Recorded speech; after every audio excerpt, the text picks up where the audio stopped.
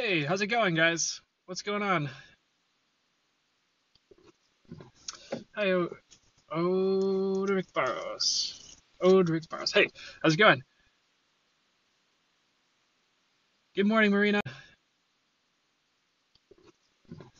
Hi, Odric Barros. Odric Barros. Hey, how's it going? Good morning, Marina. How's it going? I guess it's a throwback a little bit, but I mean not really spot here, so it's not lagging. Okay, yeah, oh, we have 138 people here and we're lagging. Oh my gosh. All right, 1 second. We're gonna take a trip to Wi-Fi land. So give me a second. You can just kind of walk with me to my apartment, I guess, if you want to take that journey. We can just brave the cold here. Got my keys, yeah. Got my phone, obviously. Okay, come with me. And we'll be in a world of pure imagination. Well, no. We'll be in a world of unreal magic and limitless possibilities. I like that better. Okay, so I could do this outside on the porch. No, everyone's gonna hear me channeling. It'll be fine, but maybe the world needs it. Okay. So it should stop lagging. So let me know if it's still lagging, guys. Please. It's better now? Cool. Okay. Southpaw, plans on starting something new. Will it be worth it and will it pay off? I would start it for the experience. It will pay off, but not right away is what I'm getting, but it's worth doing. So let me know if the beep in the background is too much or not too much. Can you guys hear the beep, beep, beep?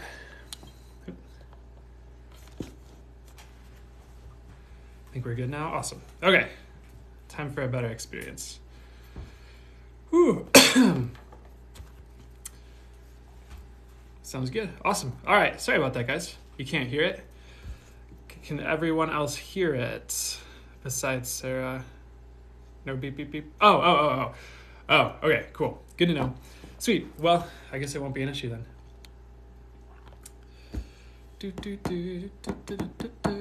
Okay. Okay, so let's take 1 second. So we got settled. I sat back down. We're back inside. No beep beep. All right. Whew. All right. Let's give me 1 second to get settled in here. I should have just gone live in here.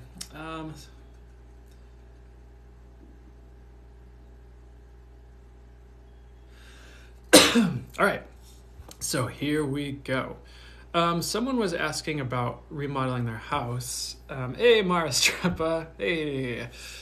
We have a new intro instead of hey, it's howdy, which is, I like it. How's it going? I will Texas Justice house remodel go well. I get maybe like a few minor hiccups, but overall well. It's definitely worth doing is what I'm getting, which is good.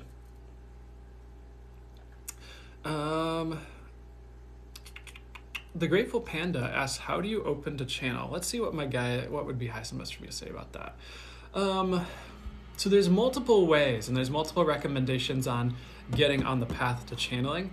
I'd say the first step would be, here, let's see what my spirit guides want me to do. How do we want to tackle this for you and for everyone listening? The first step would be just like, honestly, we're going to go through a few steps here. Setting an intention, honestly, that's so what you want to do or that you're open to channel. So it could be like a written intention would be good or just to yourself. And an example might be like, okay, universe, true highest and best infinite source, I have to channel what's pure of the true highest light, highest infinite wisdom, and highest and best for me to channel to bring through the highest and best fully accurate information, all that and or better, fully for the highest good. And you're just kind of setting the intention in general. And maybe you want to say that as you're starting out before every time you channel. there's no really need to worry. That might even be overkill, honestly, but I think it's good to set the intention. But honestly, you're kind of manifesting yourself moving in that direction should it be in the highest good.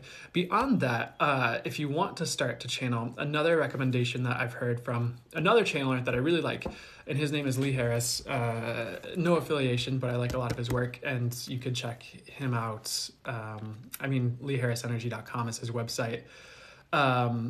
And one of his recommendations is you just sit down with a notebook and a piece of paper and you write, what does my soul want to tell me? A question mark at the top of the page. And then you just write what comes through. And so with channeling and channeled writing, for me, I didn't necessarily start with, well, I did start with channeled writing, but as I got more into like full channel mode, like directly channeling, like source, the angels, my spirit guides, I didn't do a lot of written stuff until a little bit like further into it when it was already happening. But it's a really good way to get into it because you're not like putting yourself on the spot in front of other people. You're not trying to like go full channel mode and directly channel your guides, which is like it takes a bit to get used to it. For me, it took a bit to get used to that experience. Okay. I have a lot of stories I could tell, but when you do this, what you're doing is you're practicing getting in the frequency of channeling and getting messages. And as you do that, even if you're just starting out and you don't get the channel messages right away, keep showing up and trying it either daily or with some type of consistency, because it's more about getting in that frequency and eventually the messages start coming. And once the messages start coming and you know what that's like, it's much easier to take it further because you're already, it's like the training wheels can come off because, well, not the training wheels, but once you have that experience, you know what it's like. So it's easier to keep having that experience, if that makes sense, and to stay in, well, of course, you'll stay in that frequency. And then eventually it can become just a constant of your reality where you can always just check in with your guides or talk to them all day or whatever. So automatic writing or some form, the way you can do that, again, what does my soul want to tell me? You could set the intention that I had stated earlier as well. And practice it and show up and practice it. But beyond that, the way it can show up for automatic writing, at least in my experience, has been like you hear the words and then just like you write down each word as they say it, or like they give you a sentence and you write it down. They give you a sentence, they write it down, or they just guide you through it. It can also be where like my spirit guides will just move my hands or like move my fingers for me to type out certain things like while I'm hearing them talk.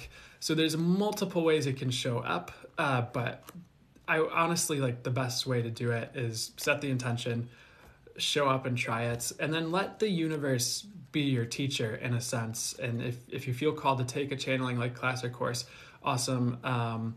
There is one that Lee Harris did, again, no affiliation, and it's not how I learned to channel, but it's how to channel and why. It's like $33 on his website, and it's like 2 to 3 hours, and he just goes through it really quickly.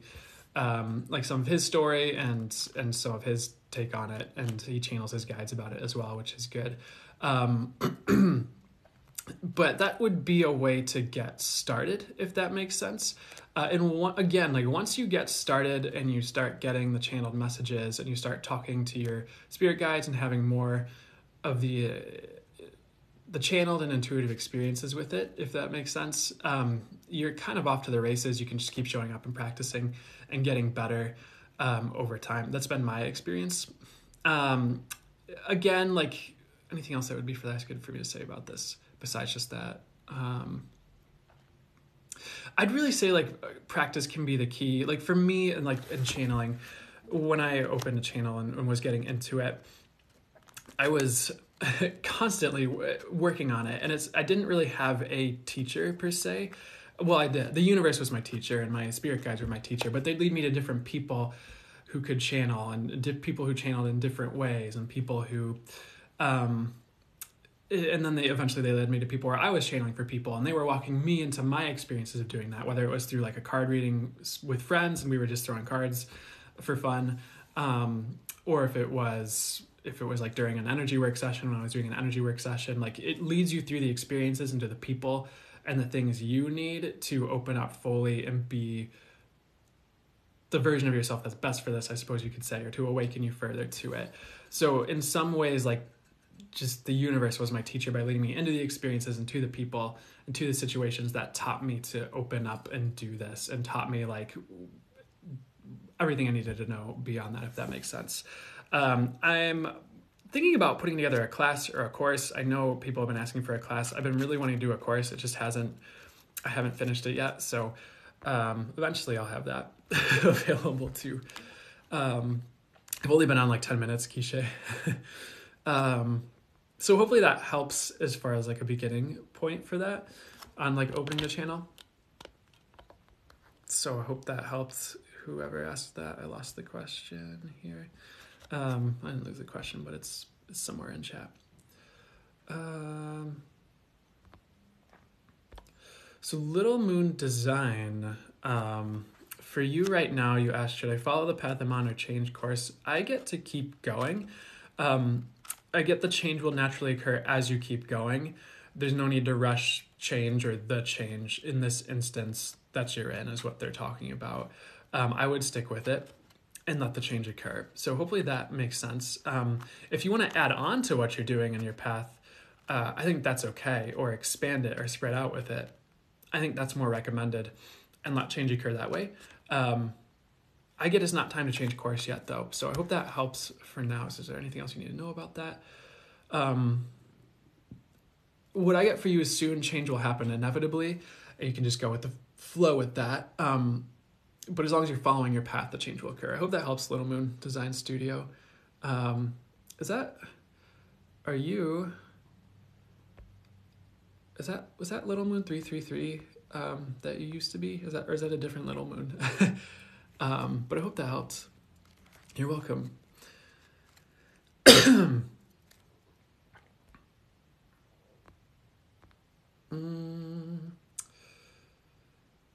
Let's see here. What's the next question they want me to get to here?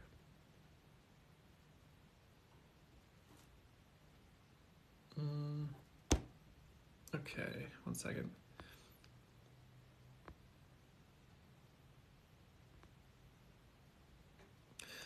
Olivia Scott 4 asks, will my mom's funeral go well? I get yes overall. Of course, I'd do your best to keep it together as best you can, but lots of compassion to you and to all involved who need it, of course. I'm just asking the universe to send you love and love to everyone who needs it in that situation as well. But I get yes overall. I also get it's divinely watched over, which is interesting, but that's something to keep in mind as well. Derek, hello. Any message for Derek today? Let's see what they have to say for you. So weirdly enough, like, let me see where they want me to start. What would be highest mess for you? What would be highest mess to come through?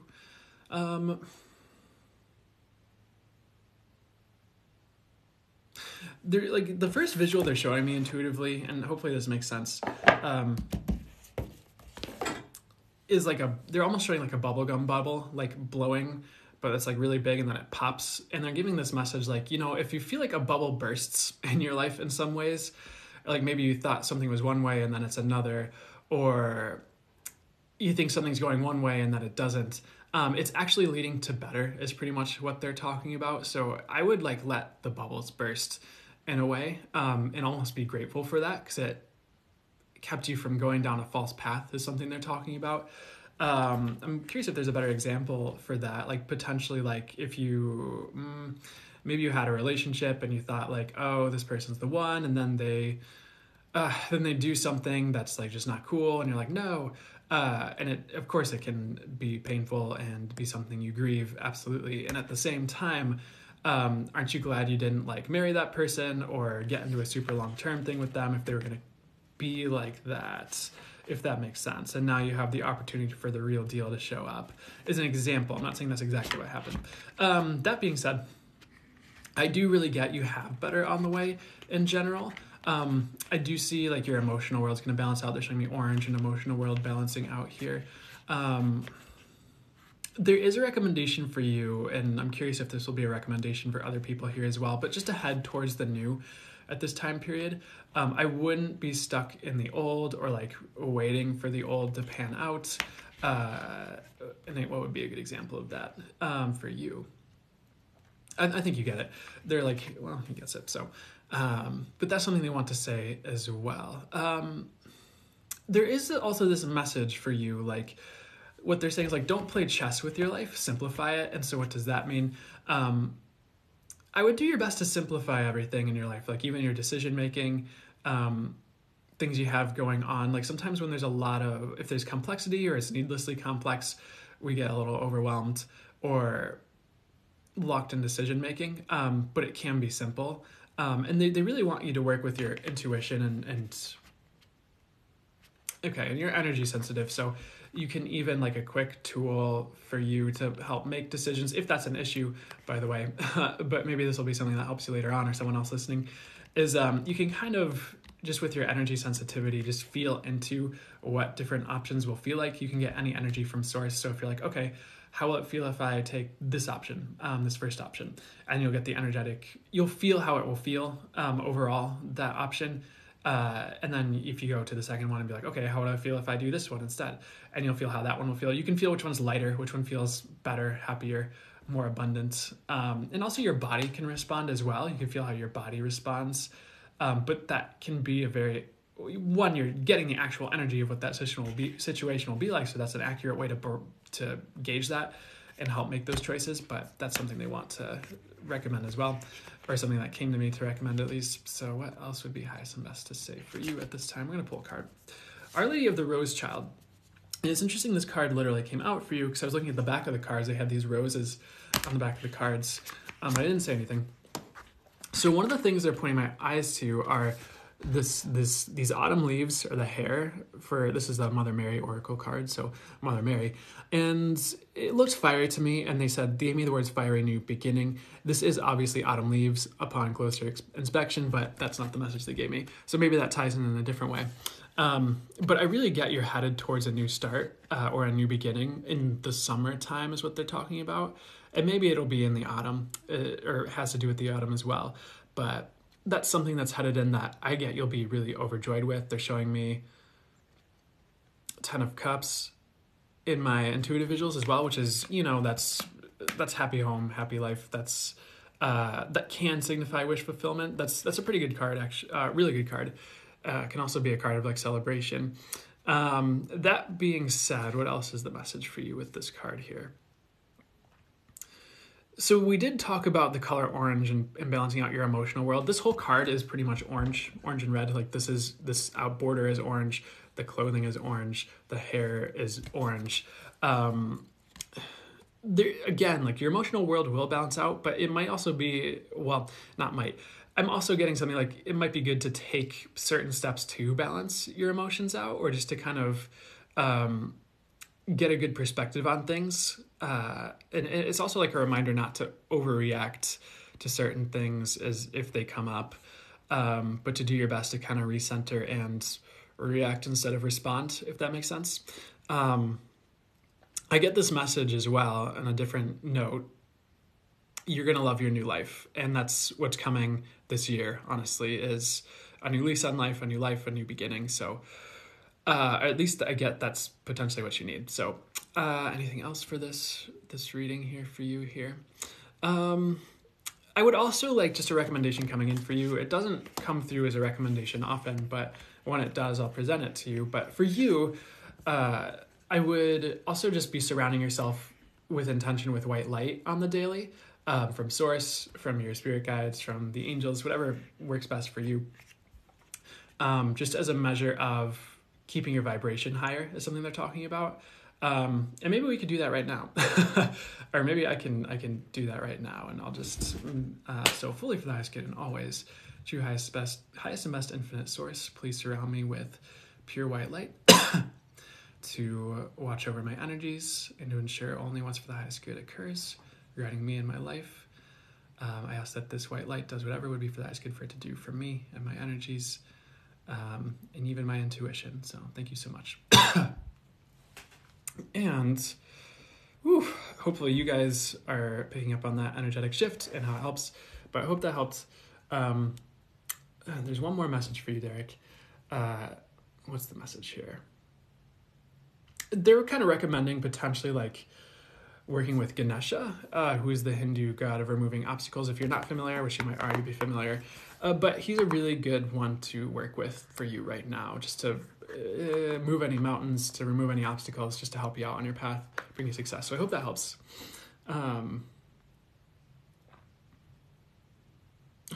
Hey, Brooke, I always forget your live Sunday and get a happy surprise. Awesome. I'm glad to hear it. Whew. Nor County Kid, I'm going to answer this. You're facing overwhelming spiritual procrastination lately. Is there any advice for you? I was getting the first message of don't worry about it, because like everything in divine timing is kind of what they're talking about. If you do want to move forward, I would just take the smallest step possible. Like if you were talking about writing a book, I'd be like, all right, just open the word processor and name the file and save it and write the title, and just like take the small step, is pretty much what they're saying. So, because sometimes just taking the small step opens up the path to bigger steps, and you just feel like you did something, so there's some momentum, and you just feel a little bit better that you did something to start it, if that makes sense. So hopefully that helps. But I also get a message overall for you that everything's unfolding in the right timing for you. So try not to worry about it too much. Like, I do get you're gonna take action soon. You're not gonna be in this procrastination stage forever as well. I think there is also like maybe a YouTube video that's like a Reiki video on overcoming procrastination or resistance, or there's also probably one on like clearing self-sabotage, which could also be helpful. So maybe check some of those out too and see if that helps. But as far as those are some like the first answers I get for you about it.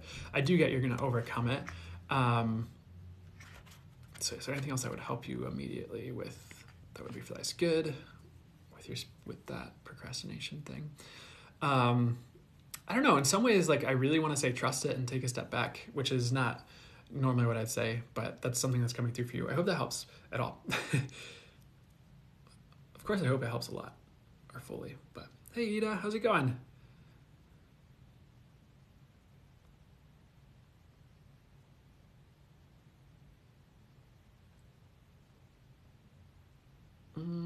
Okay.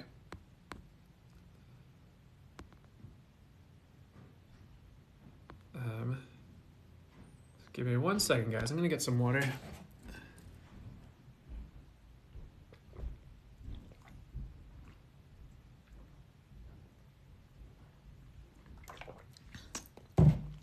So another cool thing is the beeping. It completely stopped. I haven't heard it at all, which is good. But okay, let's get back to this here.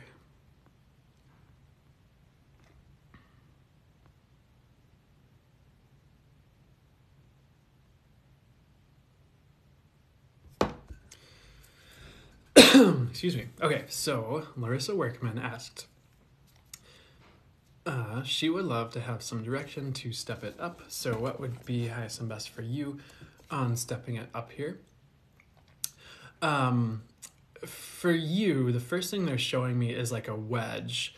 Almost like how you would just take a wedge and like drive it through something. So for you, one of the first steps for you for direction would be like, I would focus on one thing and like really hammer it home in the direction you want to step it up in. Like, what's a good example here for stepping it up here? Like, what's the one project that would take it over the top? Or what's the one area of life you'd like to focus on and step it up in? And just really like focus more effort on like one area, and that would be a crux point that would help transform the whole thing. If that makes sense. For instance, if it were fitness, I would be like, all right, let's pick one exercise, like let's pick yoga, and let's like make yoga your jam for the next like 3 months. And like, you're really going to hit it hard with yoga. You're going to do it like every other day. Things like that. And then like, you're going to get really good at yoga. It's going to help your physical exercise and your practice and everything else like that.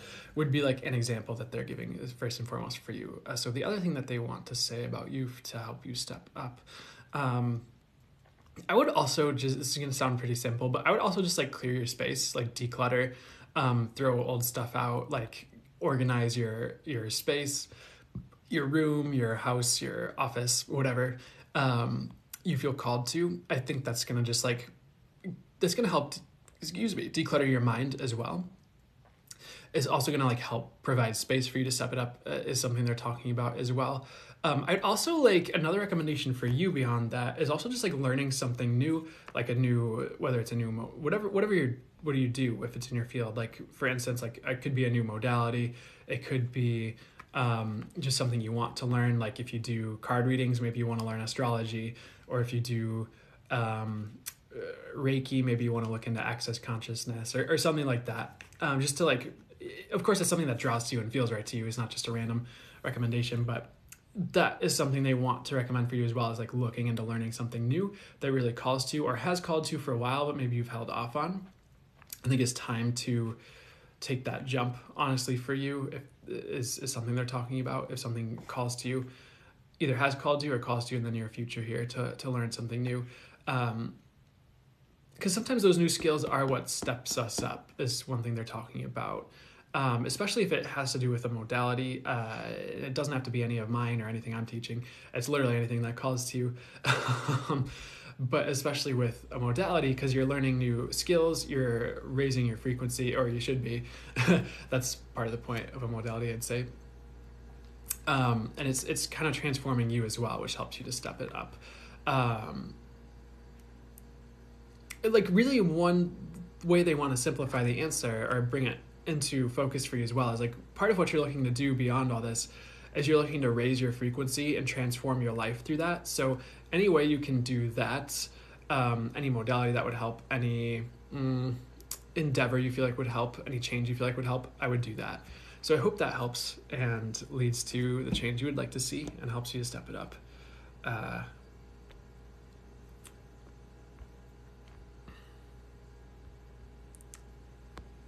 Okay.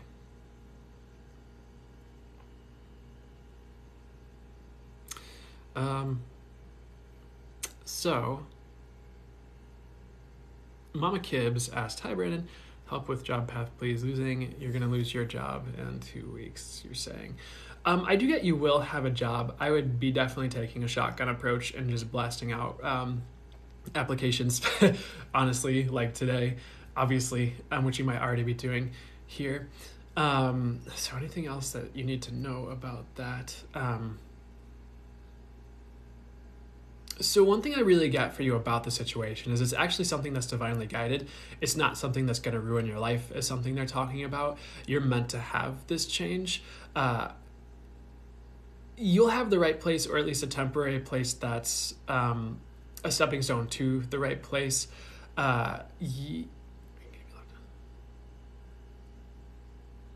I really get you'll have something, whether that's, I don't know, I'm getting you'll have a job, or you'll at least have some form of income coming in here soon. I don't think it's going to be too long.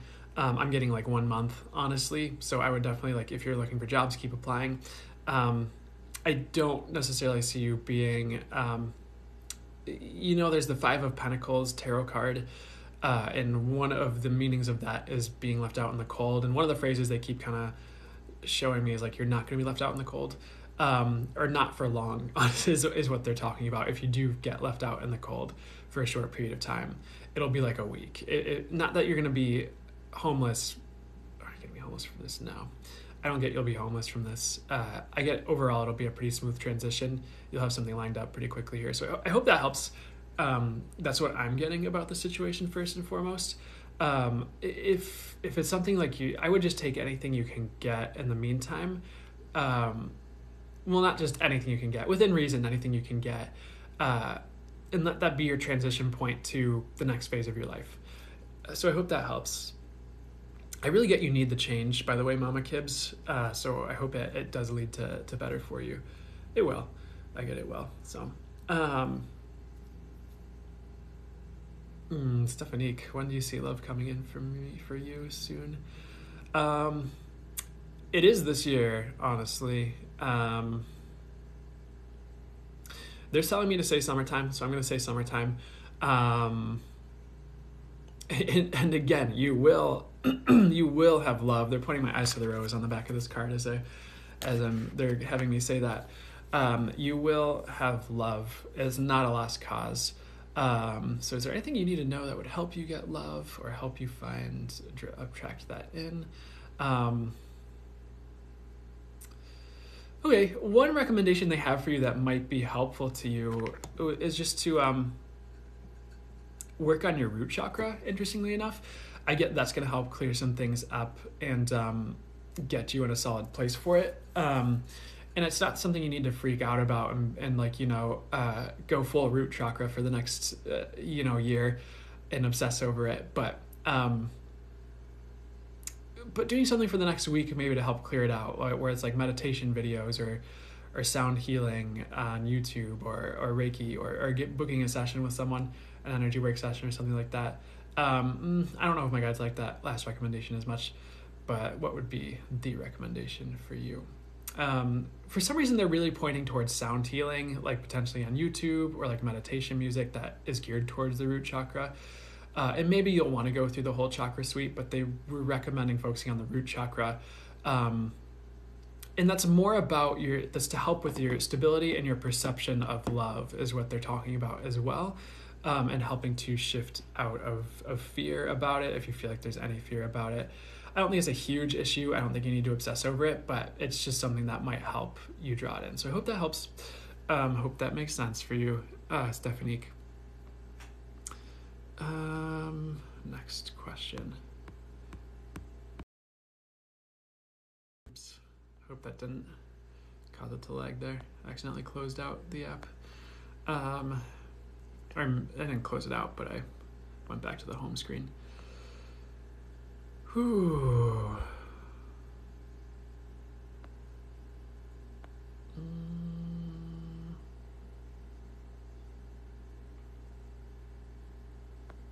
One second, I'm gonna take a water break here.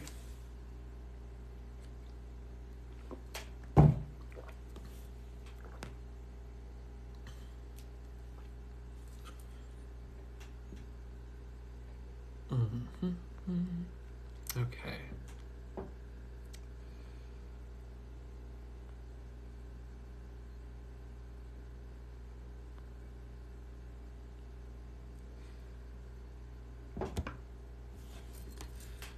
Babble Accurate Angel, how is it going? Good to see you. Help finding love, please. Let's see here. Okay, so here's what I'm getting as the first bit of recommendation for you, and hopefully this comes through I'm going to ask it comes through in a way that you understand, it's received easily. But they're saying first and foremost to like double your efforts, interestingly enough. Like for instance, if you have the dating apps on your phone, like spend twice the time on the dating apps. Or down, if you just have Tinder, like download another dating app like Bumble or something like that. It's like a weird message of just like doubling the amount of like just effort you're putting into it. And if you already feel like you're putting in a lot, you don't have to like let it take over your whole life and existence. But for some reason, that's like the first recommendation they have. And of course, sorry if it froze. I would definitely be putting yourself on those apps because it moves the energies in those directions. It does show the universe like, hey, you're taking action, if that makes sense. You're moving the energy in that direction. And even if it doesn't show up through those avenues, of course, that opens the doorway for it to show up in other avenues as well. So beyond that, what else would be highest and best for you to know about it to help draw in love? I'd also build a crystal grid with orange, I think carnelian might be the better one, but orange calcite or carnelian in the center. And it's, I'll give the tip anyways. It was really interesting because it was like a random TikTok I stumbled across, and it was some girl, and it wasn't really the meaning I ascribed to carnelian at all. But she just had this whole video where it was like, oh, I manifest my soulmate really quickly with this carnelian bracelet, like da-da-da-da-da. I'm like, well, not my normal meaning, but now that that's like an intention I can like kind of jump off of. I just ended up scooping up some carnelian, and when I put the pieces together, it actually worked. Like it showed up like 2 months later. And then there's like just been other specific time points that have been important in love where I was guided to put a carnelian in my pocket, and then certain things would just like work out or like resolve themselves, interestingly enough. And it wasn't like an intention where I was like, oh, I needed to go the specific way. It was just like something would happen and my guides would be like, oh, put the carnelian in your pocket. I'd be like, okay. And then it would just like work out. So I don't know. That's a random tip that might be good for you as well. So I want to see what else they recommend about this crystal grid. So maybe like carnelian or orange calcite in the center.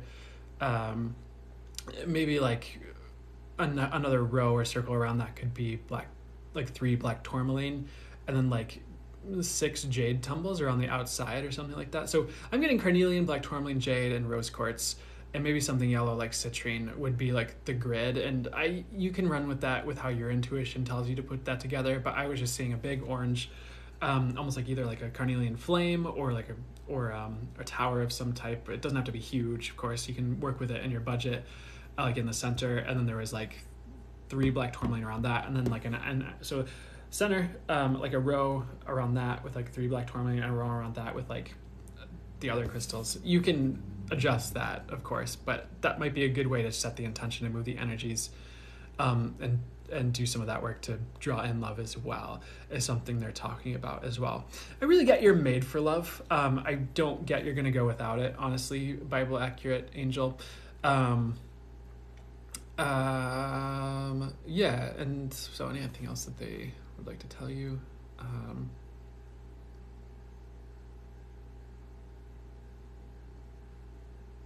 Yeah, I don't know. I mean, what would be highest and best for me to say beyond that for you? I don't know. I get you're someone who can have love. I don't know if you think you're attractive or cute, you're probably someone who could attract someone pretty easily. Maybe I'm wrong about that. But if you don't feel like you are, I think all these other intentions and things will help move the energies in that direction to bring the right person in for you. Also, I would wear red. Red can be a color of just like passion and drawing that in.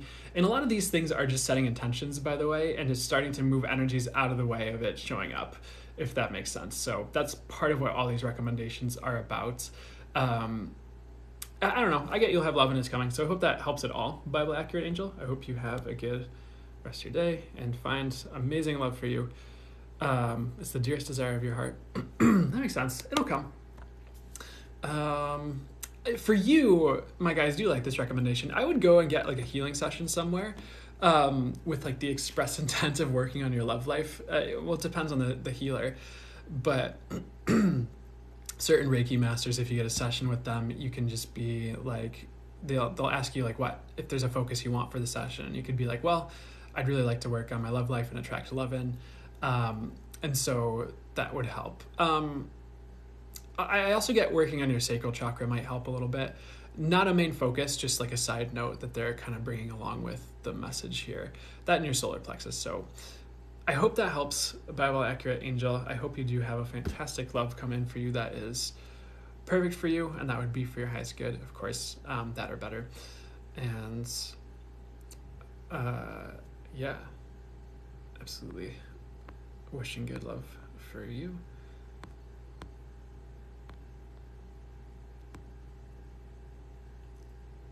Just more. I wrote everything down. Perfect. Give it a shot. I really hope that shifts things for you, and then it comes in for you really quickly here.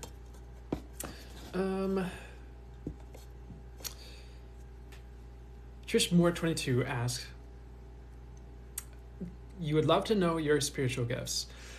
The first one they're showing me is claircognizance, which is just knowing. Of course, that's where you just kind of like have a knowing about things, or you just know. Claircognizance is a really good one to have, but that does go back to your intuition, and that's one of the clairs, of course. They're giving me this message like the gift of foresight. Like that's something you can hone in, is where you kind of, you always know what's going to happen, at least most of the time, which is really interesting. Anything else that was important for you to know about with your spiritual gifts and abilities here? Overall sensitivity, of course, is a gift they want to talk about, like energetic sensitivity. Also like awareness. One message for you is the more you expand your awareness, the more your gifts are going to expand. So for you, even like a mindfulness meditation where you're working with your awareness can expand your gifts. If you haven't learned any type of modality like Reiki, and it can be with any instructor that resonates with you, of course, that's the most important thing, is you're getting the right instructor for you. That can be something that also opens up your gifts more and really expands your abilities and uncovers those things and increases intuition and psychic abilities, things like that. I'd say anything else, like different energy work modalities and the attunements and working with them was one of the things that helped me expand my gifts early on, is what I'd say. One of many. But that being said, what are your other gifts that they would be highest and best for you to know about now here? I do get your intuition is really potent. Like we did talk about energy sensitivity, claircognizance, intuitive visuals. What's strongest and best for you to know about right now? Because we're going to clairsentience next, which I thought we covered with overall sensitivity, but why is this important right now? That's a good thing to expand, and that's part of what they're talking about with expanding your awareness, by the way, is just like honing in on your energy sensitivity, which any type of energy work can help you hone in on, because then you're feeling the energy, you're feeling what it's like to work with it, and that can increase your awareness in that way with your clairsentience. With clairvoyance, for you that might not be a main one, but it's definitely something you can hone in. Channeling, that's definitely something you can work on. That's not the main one they want to focus on right now either. Okay, but what would be best to get on here for you? I feel like I'm running around here, so let's get direct here. What's the most important points to get to here? For some reason, they really want to give that message, like expanding your awareness will expand your gifts here. Also, I'm curious if they're showing me like a nose. There is one clair that I don't remember the name of that's like smells, and like you can smell things like energetically in a way. So for instance, like if someone were to light an incense over Zoom, like you can like smell the incense scent even though you're not in the room with them. And I've had that happen before. Well, probably, I think at least once that was very, very like pointed for me. I was like, because someone had just like texted me like asking about it. And then I had that same experience like a day later, which is really interesting. Okay, so what they want to talk about though is overall like your awareness is one of your master gifts, where it's like you can work with that more readily and more easily than most people, and by that it's like as you just become more aware like energetically of your aura, of energies, of things like that, like everything like pops open for you. But I'm getting this message like you have more awareness than most, which I think is really interesting. So any type of anything where you're working with your awareness is going to be really potent and effective for you. And that's not a typical spiritual gift I delve into with these messages, but it's what's coming through for you really strongly, interestingly enough. And you definitely can channel. It might be something you need to work on, but it's definitely worth working on if you want to do that. And like any modality or anything you feel called to, like in this realm and this work, would be good to help you expand that, or anything you're trying to do or build, like with your gifts and stuff. But that's it. I hope that helped. It wasn't too rambly. Trish Moore, I hope you have a good rest. Good to see you. You're welcome. Oop. My questions in the Q&A disappeared. What happens here? Sorry if the connection is unstable, guys. I need to reestablish Wi-Fi. Unstable, guys. I need to reestablish Wi-Fi.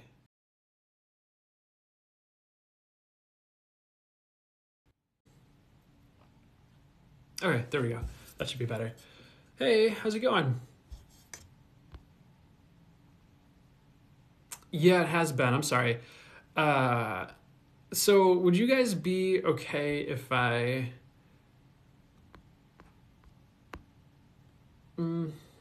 yeah, maybe I can try restarting the live. I don't know if that would be worth doing. Because I should have pretty good Wi-Fi right now. I'm not sure why it's being weird today. Okay, Okay, next point here.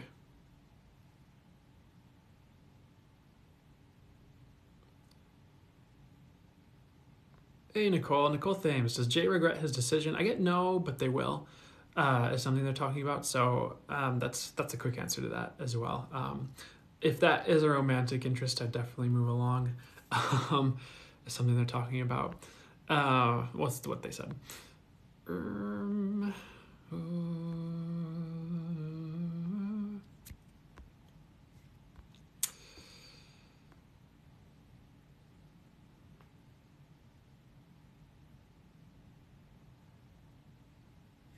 Any Penny Pie says they are feeling disconnected and confused, and they ask for any advice here.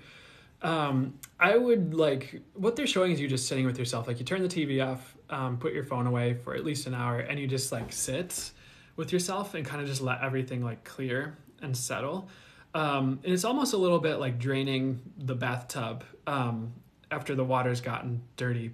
You were really dirty before you took the bath. If that makes sense. You're almost just there's just a lot of noise around you is one thing I'm getting right now, and there might just be a certain amount of anxiety floating around in the world with everything that's going on with world events and stuff. So just sit with yourself, let it settle kind of in your own space. I would potentially even just do some yoga or some type of calming exercise as well, just to kind of get into a better mind space as well.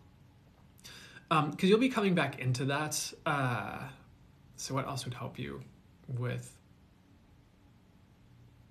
you feeling that way?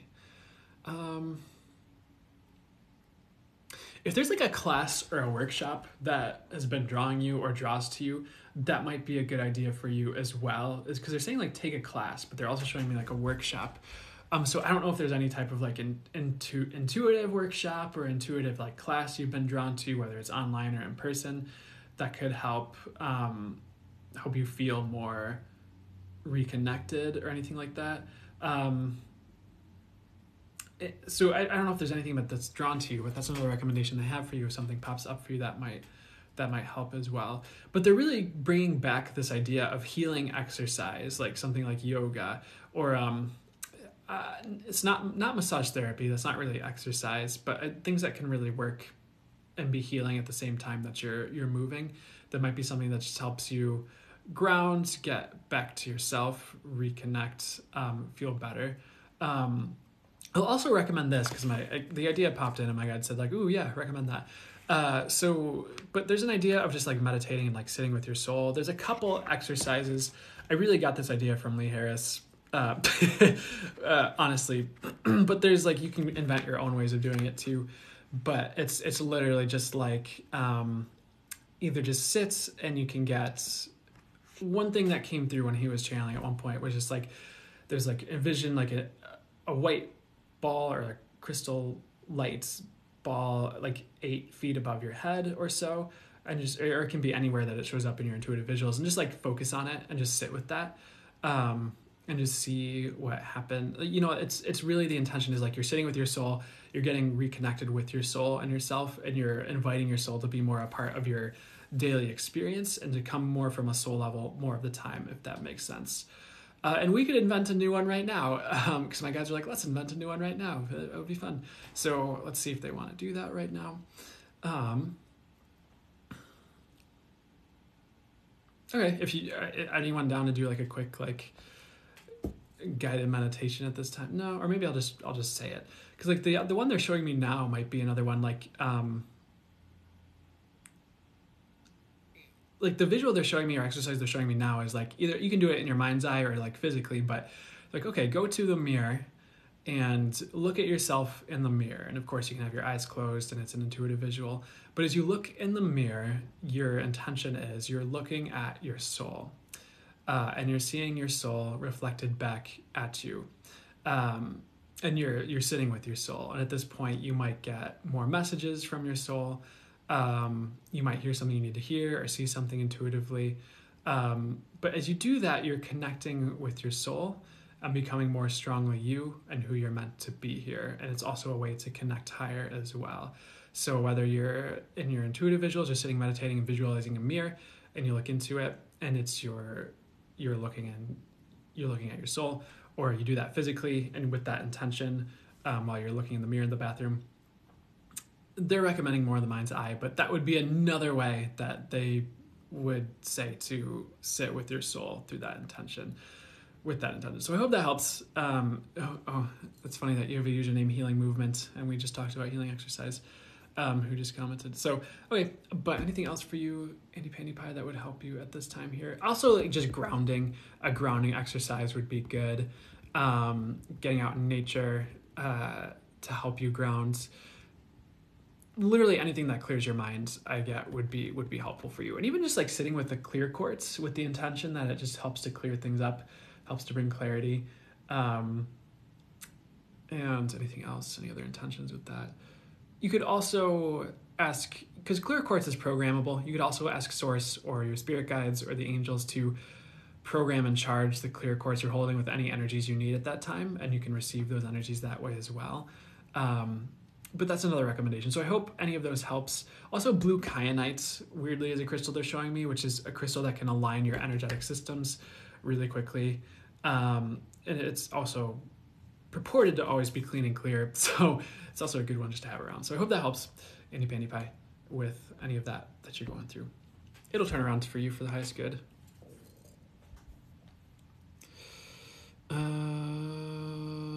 Oh yeah, clear quartz is programmable. Okay, yeah, let's talk about that really quickly. Because that was something that happened more earlier in my journey. I do have clear quartz around, but not like right at hand. But one thing that I would do was, it's not something I've done as much recently. I'm pretty sure you could just ask the angels to do it directly and they would do it directly. But one thing I would do earlier in my journey is I'd hold a clear quartz in one hand, and I'd put my other hand up, and I'd be like, okay, Archangel Michael, please program this clear quartz with your energies, or send your energies to flow through me to program this clear quartz and bring it to its highest state, and so that this clear quartz does whatever would be highest and best. Thank you so much. And then I'd feel the energy from like Archangel Michael or Source, or just flow through my hand and down like across my body, down like to the crystal. It would flow into the crystal, and eventually like that flow would stop once it was done. And then you could ask that the energy, it was sealed. The programming of the quartz crystal for the highest good was sealed for however long would be for the highest good, or you could watch or ask for other things that would be for the highest good as well. That just continue to work for the highest good with that energy or something like that. But yeah, absolutely. And that's part of the reason people will talk about clear quartz being good for manifestation is you can absolutely there's a couple of different things you could combine with this. Like some people would purport like sitting with clear quartz and just kind of getting into the state of like, okay, like how would you feel? Like imagine you have all your manifestations, they've come in, how do you feel? How does it feel? And you get into that state, and then you kind of get the clear quartz programmed with the energetics of that manifestation coming in and how you feel. And then as you could sit with that clear quartz every day to get back into that, like, oh, this is how it'll feel when it comes in, kind of energy. And that's definitely a way. You could also just ask you can literally ask what would it be like if this showed up for me? And like with the energies, because like we talked about before, you can feel into different situations and how it will feel by asking like, okay, how will I feel, or how will it feel if I take this choice? But you can do the same thing with your manifestations, where you can be like, how would it feel if all my manifestations that I was looking for came true? And you'll get the energy of that feeling and how it'll feel like to your body. You'll feel the energies of it. Source you can get any energy from Source, so you'll jump into that feeling. But you can also just ask that Source directly programs that or better, and what would be for your highest good, into the clear quartz. And that's another way to get into that state, into that energy. And to me, this is not necessary for manifestation to work, but there's like a million different things I want to say right now. Because some people will purport that the more you're in that state, the more you're drawing it to you. Sure, I think that's good if that's your intention you're holding while doing it. I think it's more about the intention is like the bottom line in the first point. So even just setting the intention that shows up is like enough. And I think the less complicated you make it, the better. So that's why I tend to gravitate more towards like asking you will receive than I do like do a backflip over a pool of mating sharks and write all my affirmations backwards in positive letters, so there's never a word not or no in it. And I think it just gets overcomplicated, and there's all these rules people put on it, and then if you listen to like too many different people, it's like they all clashes and makes no sense. So I'm going on a rant. I apologize. I don't apologize. I'm almost done though. So, but what you can do is of course, like that's just another way to set the intention, ask that they show up. The other thing you can do is like when you ask how will it feel if my manifestations show up, that's also a way to test like how does it actually feel? Does it actually feel good? Do you actually want that, or do you want to ask for something better or different? That's another way you can use that energy awareness in asking for what it will feel like to see like, is this actually the direction I want to go? Okay, sorry. But anyways, so you can program clear course for energy work, for manifestation, for just for you, for anything. So that's a whole story. Hope that helps anyone who needed to know that.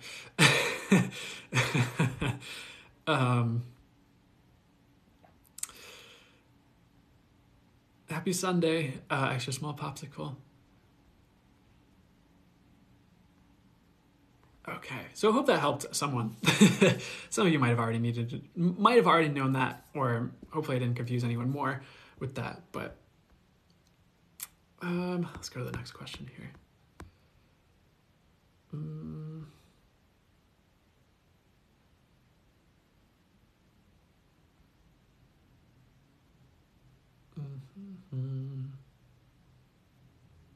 Sorry, I'm seeing what question they want me to answer next here.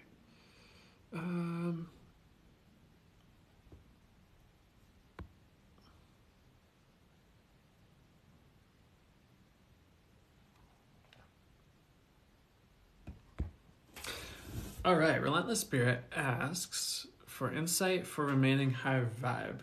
So let's see here. For me, one of the first answers that's coming through is like work on your energies. That's one of the main ways here. Let's see if there's a way that they recommend to help you guys with this here. So there's a couple different ways you can do it. One, I think it can be simple to get to a higher vibration than people realize. And I also think certain things that people think make their vibration aren't what makes their vibration totally. So let me try to explain that. But to get to a higher vibe place, I would literally just like ask to get to a higher vibe place. Ask and you will receive. I've found that my vibration can raise just by asking that it's raised.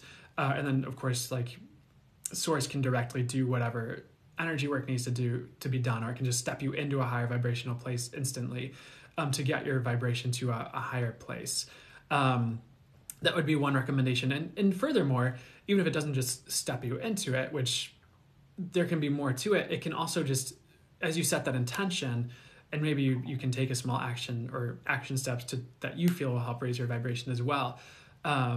You can start to be walked through the events, the clearings, the healings you need to lighten up and to raise your vibration through what manifests around you to get you to that place, if that makes sense. And so anything else that would help you stay high vibe here? Honestly, like energy healing or energy work, I feel like those things can really help your connection. And as you're like, especially like, for example, like if you get a Reiki attunement, you constantly have that Reiki energy on. The way they describe it is like you have that Reiki energy on speed dial. You can kind of have a constant flow of divine energy or Reiki energy. And when you have that accessible to you, that's a higher vibrational, or it can be it's a higher vibrational frequency. So that steps up your vibration in totality. The other thing Reiki attunements do, and when you're working with that higher vibration energy straight from source more of the time, it doesn't have to be Reiki, by the way, is it does like create shifts that are for your highest good. So it'll cause like a Reiki attunement causes a healing crisis. So like your beliefs can shift, or certain things around in your reality can shift for the highest good, or you'll release certain things or purge certain emotions or things from the past. And that can help you just that will raise your vibration and help you maintain a higher vibration as well. I'd say energy work and energy healing have been like really big for me in getting my energies to a good place and raising my vibration. Channeling is another thing, of course, because that is a high vibrational activity. So you have that connection to source and your spirit guides and to what some would say the higher realm. So when you're channeling and even just practicing channeling, you're acclimating to that higher frequency and grounding more of that through you and becoming more of a conduit of higher energies more of the time, which causes you to elevate essentially and raise your frequency. So staying connected like that, honestly, like is a very high vibrational thing to do, I would say, or something that can help you raise your vibration. So practicing channeling every day is something that I would say could be really helpful for you. Or even just, I'm not sure if this will be something everyone does, because I think it's entirely possible to maintain a very high vibration. Some people will talk about raw vegan diet being the only way to maintain a high vibration. I'm going to be honest with you. I don't eat a raw vegan diet. In some ways, I have not been eating as well as I probably should be recently, but I haven't been low vibe because of it. I get it hasn't affected my vibration at all. And if you look at it, there's plenty of militant, and I'm sorry if you're like this, militant vegans who are super judgmental and pretty low vibe and hate the world, but they're eating this raw vegan diet and they think they're better than everyone. Doesn't necessarily translate to high vibe. I think it can really help. It can really help your body be in a better place and can help you get to a higher vibe. But I think there's ways to stay high vibe without, like I wouldn't eat McDonald's every day, for instance. And there's certain foods like my intuition will not let me eat, or just like my body will not let me eat just because it just feels fake or it doesn't feel right energetically. So maybe in some ways it does matter. But I think it depends on sometimes your reality you're choosing and where you're coming from, how much these things affect your vibration. Also, there's an idea I've run across, maybe it's only been from one person or a couple people, I don't know, but like it's like your thoughts and your emotions and beliefs are the only thing that affect your vibration. I get that's false, honestly, because I really get it's more about your energies. It's like, what are you running through you? Like if you're a conduit of divine energies all the time, like that's your energies, like that's your fields, and you're keeping your energies clean and clear with like the energy work you're doing or the channeling you're doing or things like that. So you can stay clean and clear and higher vibe that way. As opposed to like getting super obsessed with your thoughts and like your emotions and always trying to be in a good place all the time and just like wrecking yourself because you had a bad thought once. And as you become more aware, you can realize like sometimes your thoughts aren't yours, like you're picking up on other people's thoughts. And that's another thing to realize that I get a little bit mixed up on when people talk about law of attraction, is like, because when you look into other modalities like access consciousness or other things, it's like, well, not all those thoughts are yours. So how is that creating, how is that that doesn't work. Like that can't be manifesting if it's other people's thoughts I'm picking up on. So like, I think you can consciously focus your thoughts and your mental attention to manifest. I don't think you just have a random thought and all of a sudden your world goes to crap, if that makes sense. So I'm going into like a bunch of different little segues here. I'm going on my rants today, so hopefully that's okay with you guys. Did someone yell something? I needed to hear that. There you go. You're welcome. And I think that's where I don't dislike it. What I do have problems with the law of attraction. One, it's like, who made up this law? It's not a for me, like the universe is infinitely intelligent and infinitely wise. So it's not just like blindly reacting to your thoughts and your emotions and sure, it can respond to your vibration. But I think it's more the intention you hold as you take that stance. Like if you intend that the universe works like, as I think this and feel this, I'm attracting this, that's what you're creating. But you don't have to create that. And I think that's where people get lost, is there's other possibilities you can create for yourself that are a lot higher and better and easier to maintain, as opposed to constantly trying to get yourself to this place. But do I think there's merit to keeping your thoughts and beliefs and emotions in a good place? Absolutely. But I think it also can be detrimental because there's something you need to process and feel to release. And you're just like, nope, must suppress, must be high vibe, must be happy at all times, otherwise it's like, it doesn't work that way, I get. And then there's this concept with the law of attraction that I really don't like. And they're just like, oh, if you have this bad thought or this emotion or belief, then all of a sudden it causes this terrible spiral of bad things happening. And it goes down this terrible train wreck of things because you had a bad thought and then this bad thing happened and you have a bad emotion and it brings more bad stuff. I don't get that's true. And like one thing that happened was I got a little wrapped up a while, this wasn't recent, but at a certain point I got really wrapped up in that, like, because that's not how my reality operated. It's more like asking you will receive, like, yeah, do your best to stay high vibe, keep your energies good, stay in a good place. come from as good a place as you can. Like, ask to be always for the highest good. Ask to come from a place that's highest and best for you to come from. Set those intentions and do your best to follow up on it. At the same time, it's like, sometimes, you have an emotion that's processing out that day, or you have something that's rolling through the collective that you're just feeling weird that day, or sometimes that anxiety you're picking up on isn't yours. And so I started to have a moment where I was like, oh no, like, am I starting to attract like bad things because I had this thought? And like, I started to freak out. And my guys were like, stop. And they pointed my eyes to a book on my bookshelf, and they had me open it. And I flipped, it's one of those things where you just flip open to the page and read what you need to read. And I flipped open to the chapter title, and it says, you get to choose, or it was like, choose.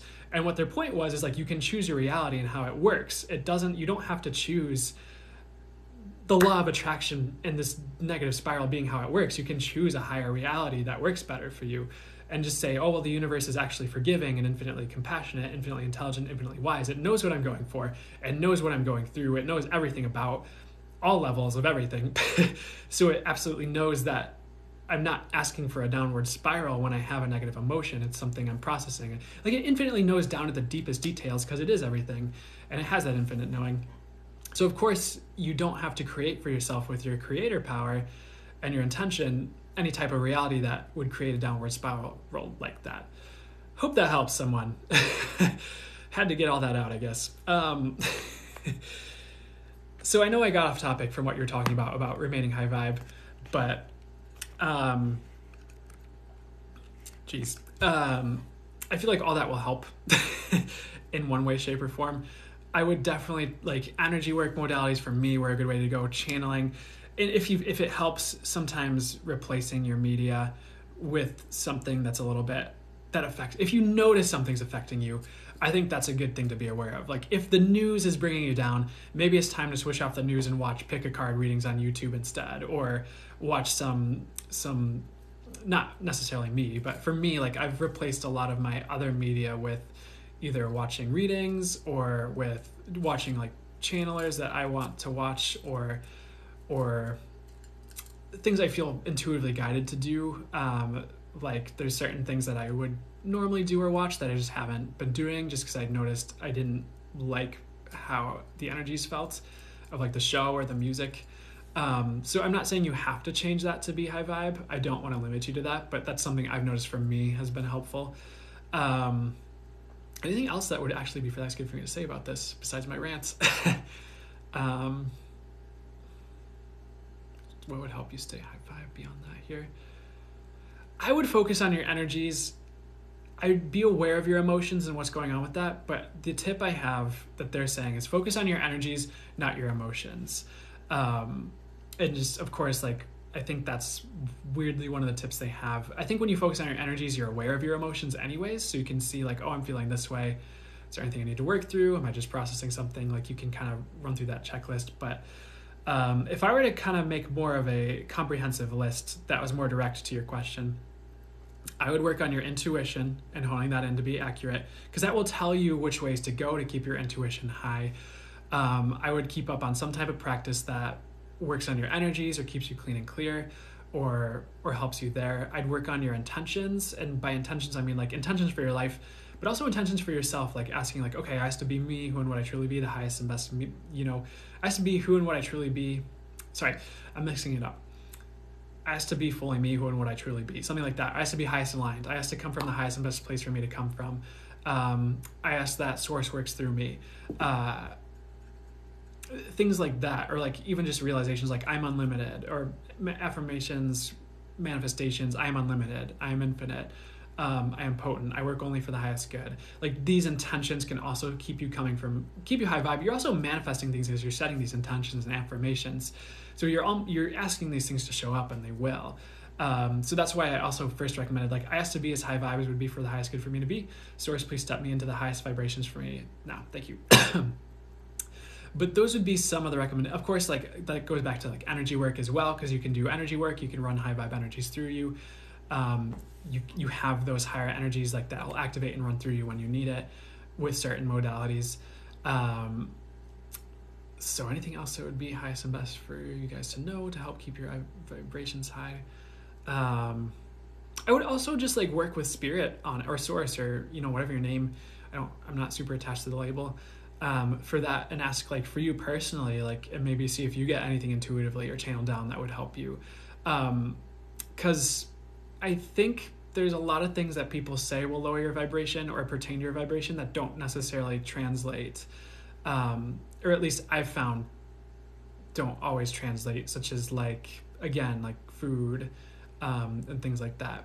And if you feel like it helps you to eat organic and eat healthier, do it, please. But don't let it stop you or tank you, because it doesn't have to. I hope that helps.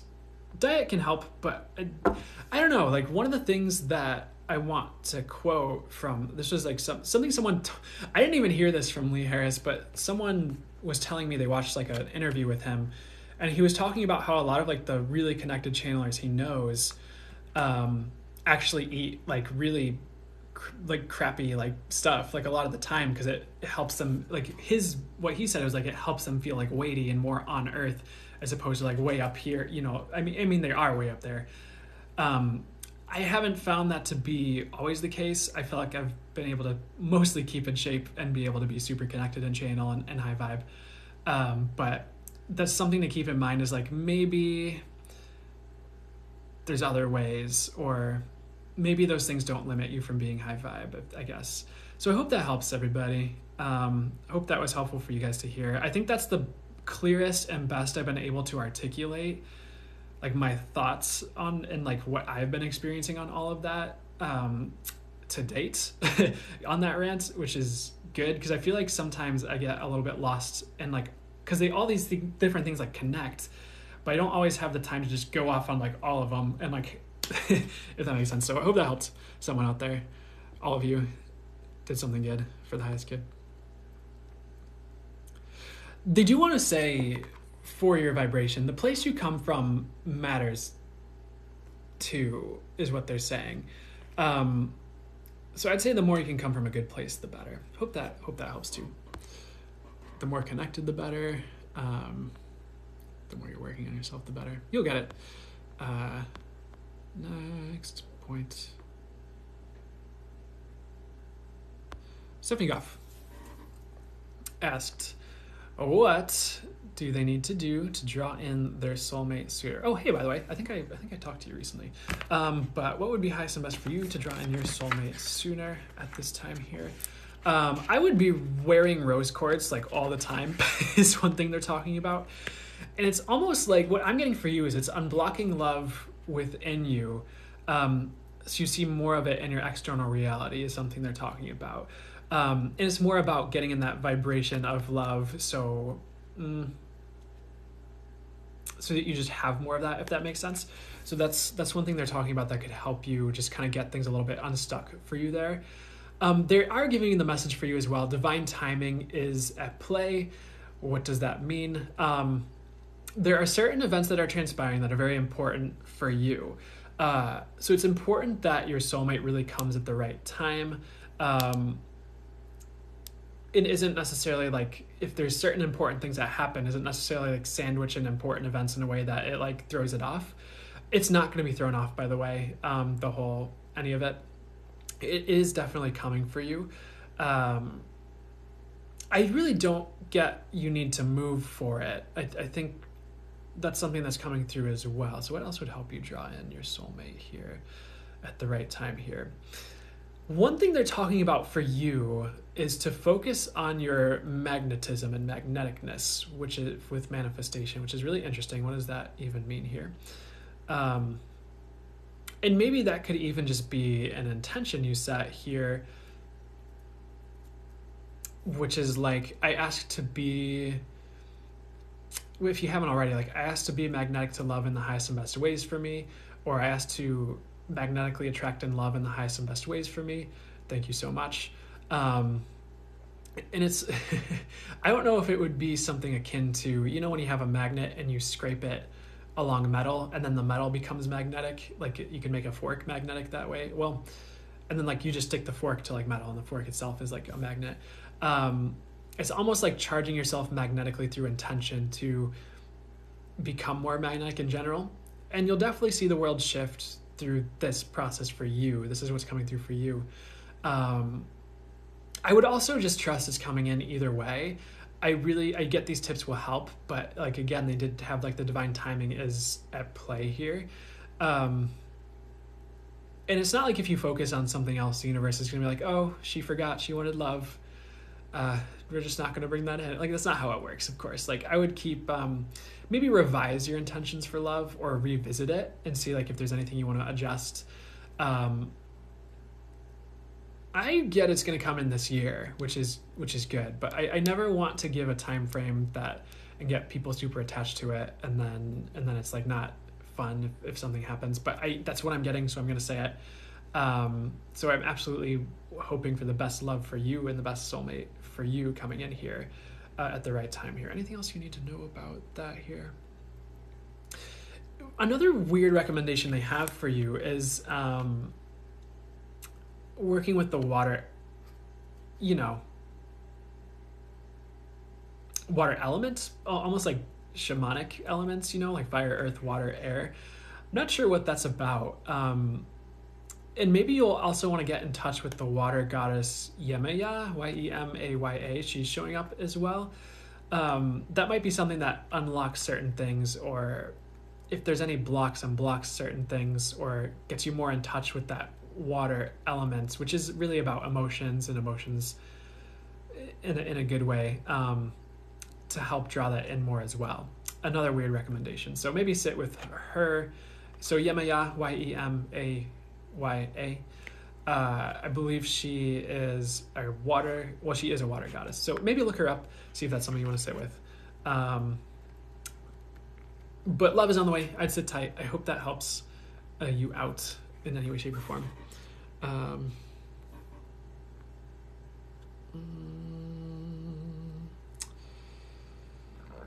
Excuse me, guys. I'm gonna take a quick. I'm gonna drink water.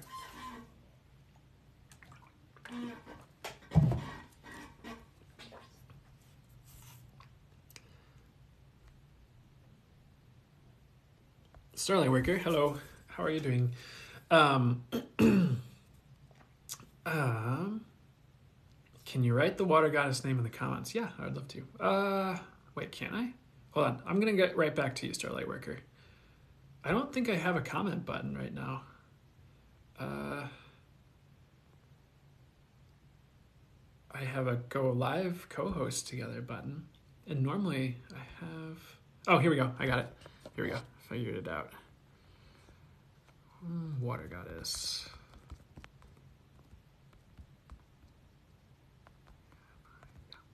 Nope. Pretty sure it's this one. I could have that wrong, but I think that'll get it close enough. Like if you Google it, it'll show up. I could just chat with you guys. Would that be weird if I just like didn't say anything and just started like texting with you guys like, hey, okay, anyways. Oh, Starlight Worker. I was going to answer you. Anything you need to know that would be for your highest good, the highest good. I don't know where your Q&A question went, but I'm just going to answer you. So Starlight Worker, hopefully you're still here. So what would be highest and best? So for that's good. What would be highest and best for Starlight Worker to know at this time here?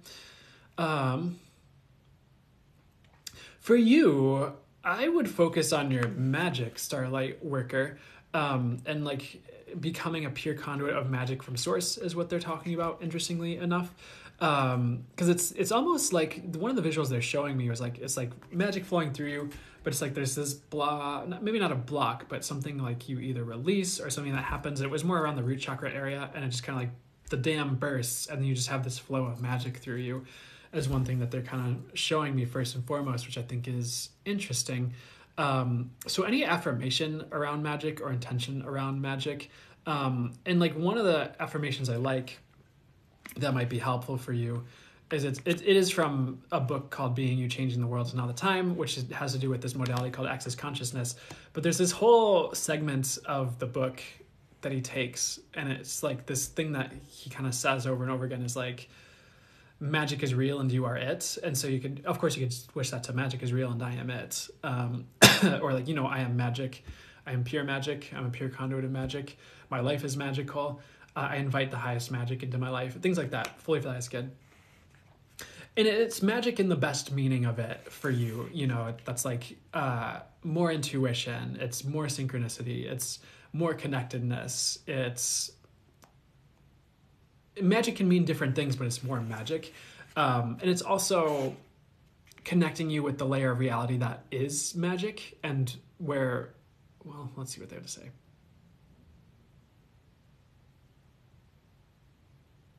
So one thing they're talking about with magic is like magic stems from a deeper layer of reality, and you can work with this deeper layer of reality to bring about change on Earth.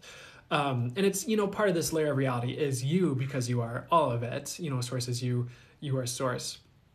So in essence, it's getting in contact with a deeper, higher part of you that knows everything and knows how to bring about anything on Earth that's for you, and just in general, that's for the highest good, I suppose. So you're really getting more in touch as you work with magic, with a higher aspect of you and a deeper layer of reality.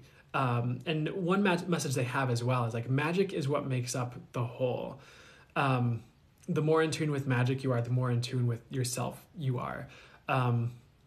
So the deeper you go with source and magic, the better. And I'm not necessarily talking about witchcraft. That's fine if that's your jam. Totally cool. But that's not necessarily like the meaning of magic I'm talking about, if that makes sense. So I hope that helps in any way, shape, or form, Starlight Workers. Well, that's the first message. Anything else you need to know at this time here? They're also indicating, they're talking about the sacral chakra for you. There's a lot going on in the world, so I would keep that aspect of you balanced, is like the sacral, the emotional body. Another message they have for you regarding your energy fields, interestingly enough, is like your fields are going to be really big. I did see them balancing out, but I also saw them like expanding and being really big. That's actually a good thing. I'd say it's good to be expanded. So what's important about that here? I'd say part of like the message for you is like energetically you're expanding. So if you start to like pick up on more, that might be part of it. Not that you're ever limited in what you can pick up on or be aware of. What any other messages for Starlight Worker at this time that would be for the highest good here? They're giving me the words crystal blue, which is really interesting to me. What does that mean?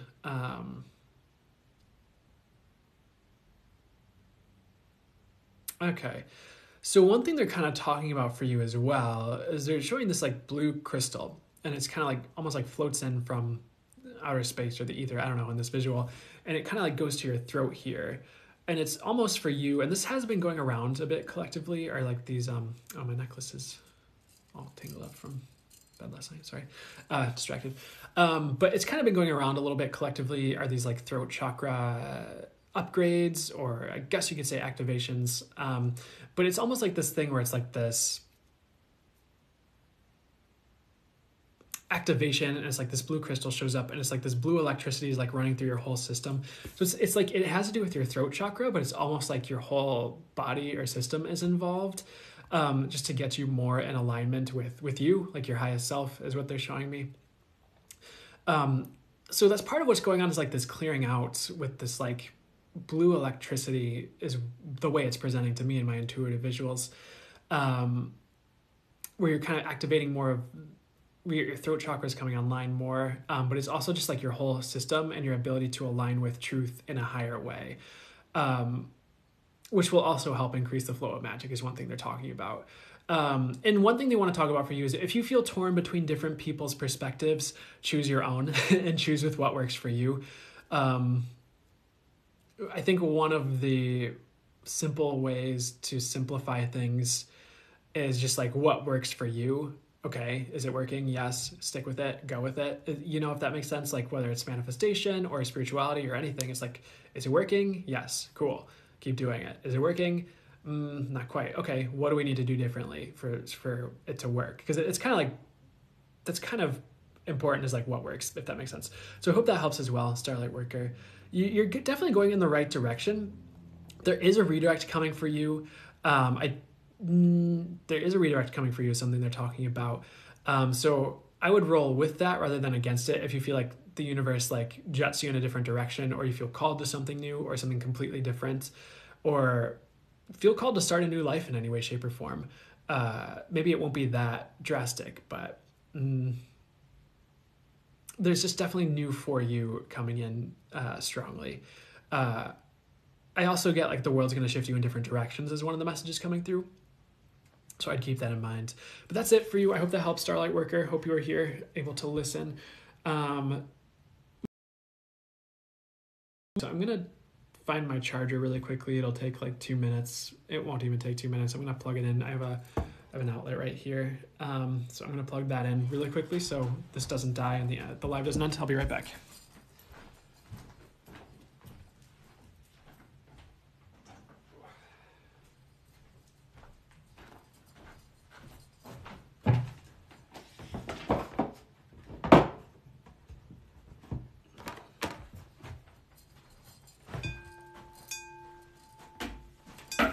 I also have a singing bowl and the cord is like bumping up against it. Hey, okay. Explain redirect. It's weirdly resonating. Okay, yeah, that was for Starlight Worker. But there is also something that's kind of in the collective energies. I would say that was like one of the recent messages that came through in one of the TikToks I did recently. One of the timeless reading ones. But to explain redirect, honestly, if I were to explain it, it would be like, let's say you're going down your life path and I'm going to give a couple examples. Let's say you're going down your life path and you're dating this person and you move in with this person and you have this job you work at I don't know, a grocery store, and you're kind of just living your life. And maybe, I don't know, you're into astrology, kind of, sort of, but then all of a sudden, like, it just, if you kept going down this path, it just like, it wouldn't be in alignment with what would be highest and best. It wouldn't be alignment with your highest path, wouldn't be alignment with your calling and your soul mission. So the universe sends a redirect where all of a sudden, like, something comes in and breaks up the relationship, or something comes in and like you lose your job, but all of a sudden, like, you realize like, oh, with astrology, I'm actually like pretty good at this, and like I've been booking some clients, maybe I should start doing this more. So all of a sudden, like, you know, that relationship ends, and maybe they were like, oh, I don't like your metaphysical stuff, I only like science, and then they were holding you back, and then, you know, the universe blows that up. And it doesn't have to be a blow up in a redirect, by the way, but like that ends, and then you lose your job, and then you start doing astrology, you get your own place or something, you start to get clients, you start to build this business, you attract a new love that's more in alignment with you and your soul, and then you're more on this redirected path. Whereas before, you would have just been like, you know, maybe you would have gotten into this marriage and you would have had kids and you would have been stuck in this situation for like 18 years, and then you wouldn't have been able to like pursue like your dreams or your passions that were just kind of like on the back burner because you had a family, and then like the dude would have ended up cheating on you anyways in like 5 years. You know, it's like one of those things. So that's one way to explain redirect. Another could be like, maybe you're doing one thing with your business, like I don't know, maybe you're like working a nail salon, and then all of a sudden you're like, I really want to do massage therapy, and you start to incorporate, you learn massage therapy and you do that instead. It's like you're just kind of redirected in a different direction than the path you were headed, or you think you're going one way and the universe is like, nope, we're just going to redirect you. Or it's like if you're just not as in alignment as would be for the highest good for you to be, or there's just a different path for you. It's kind of just like either a roadblock that the universe puts in front of you to redirect you in a different direction, or just a big change that redirects you so that you get more on your life path. I hope that explains it. I hope that made sense. I don't know if those are the best examples, but that's sort of what that means. It's just, or you're going in one path and you redirect to another. You know, like if maybe some person's a tarot reader and then they get redirected to energy work, or someone's an energy worker, they get redirected to astrology. I don't know. Hope that helps. Next question. I need water.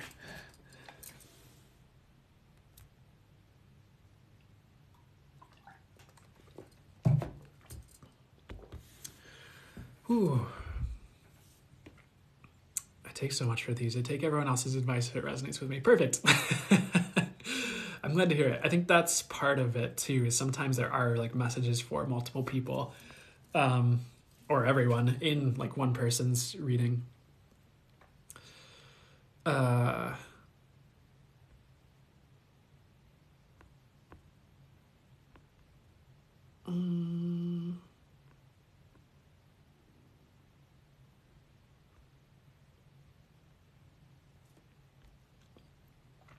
One second, I'm seeing what they want me to answer here.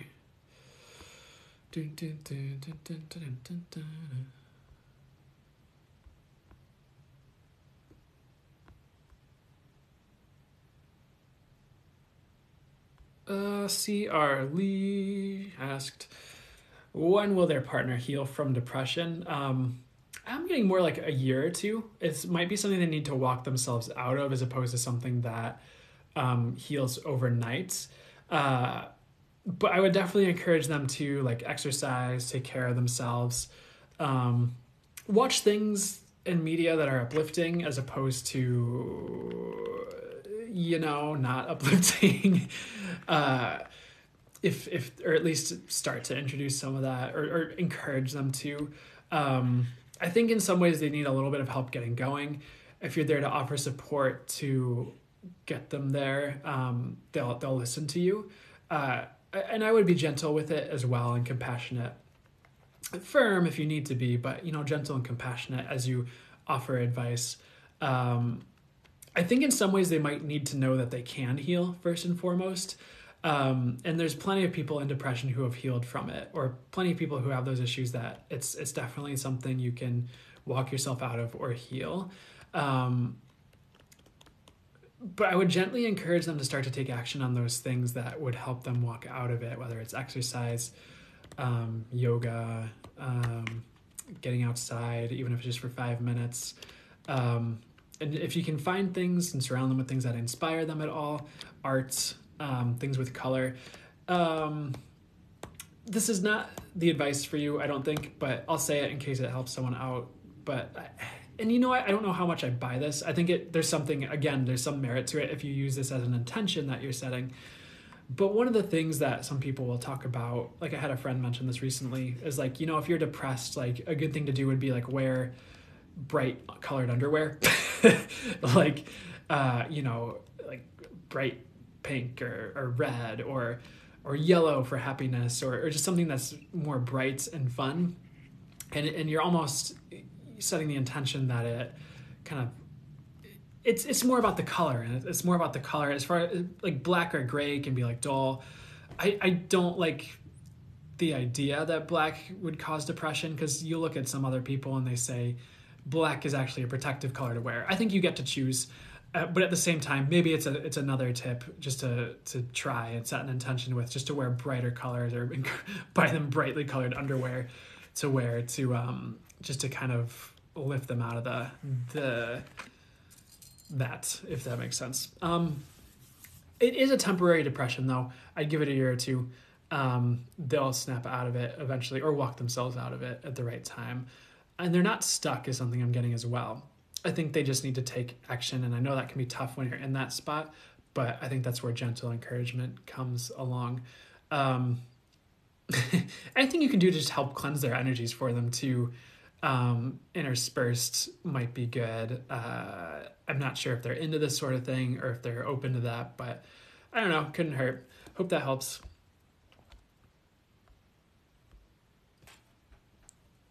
Where's some fun drawers? Yeah.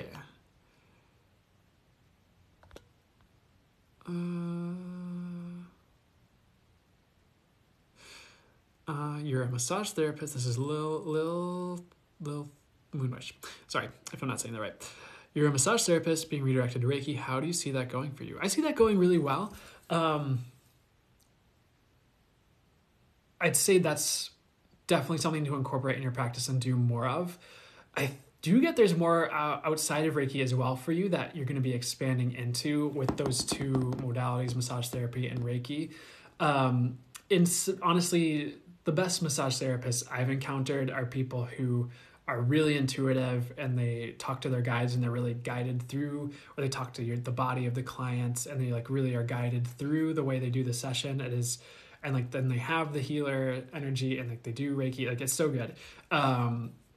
But so you might find yourself doing both for a time, but I think you'll also be invited into more of the intuitive realms to things, potentially even like readings or things like that, whether that's through astrology or card, whatever you feel drawn to do. That's something I'm kind of getting for you as well, if you don't already feel drawn to that. And you don't have to do that. I mean, you can do it whenever you feel called to do it, but that's just something that they're showing to me as well for you. So I get it's going to go well. It's an addition, and it's really going to expand you and open you up further to what's for you, going down that route. Plus, it'll be good to have other things that aren't hard on your body. And maybe you're one of those people who's good with massage therapy, but a lot of massage therapists I know, like I've met like a bajillion people that used to be massage therapists. And it's just, I think part of it, I was talking to a massage therapist friend about it, and she's like, well, it's really hard on your body. Like, so like there's like a shortage of massage therapists right now is something she was talking about, which might be partly because of, the pandemic that's been going on. But sorry, I'm going on all sorts of like rants today. Hope that helps. If someone was asking how long I've been live, it's been almost 2 hours at this point. Well, we're at like an hour and a half, I'd say. Hour and 40 minutes.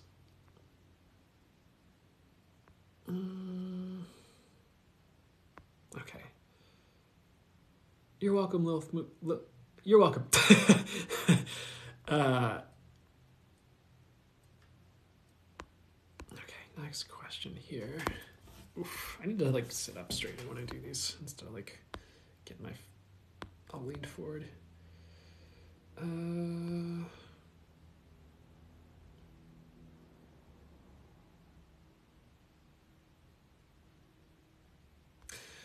Divine Spark Unicorn. What a great name. I love that. Asks, what's the best way for them to serve as a light worker? So one of the first messages they're bringing through is to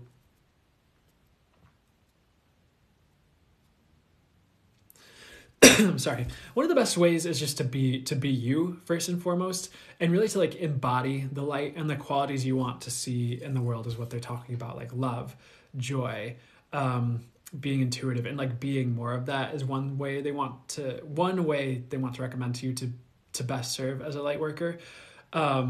The more you're like being yourself and like being the light and walking in the light in your life, the more you inspire others to do the same, and you're being the change you want to see in the world.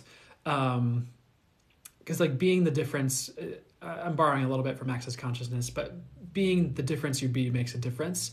I think my guides changed it. There's another way my guides said something similar that I really liked. It was like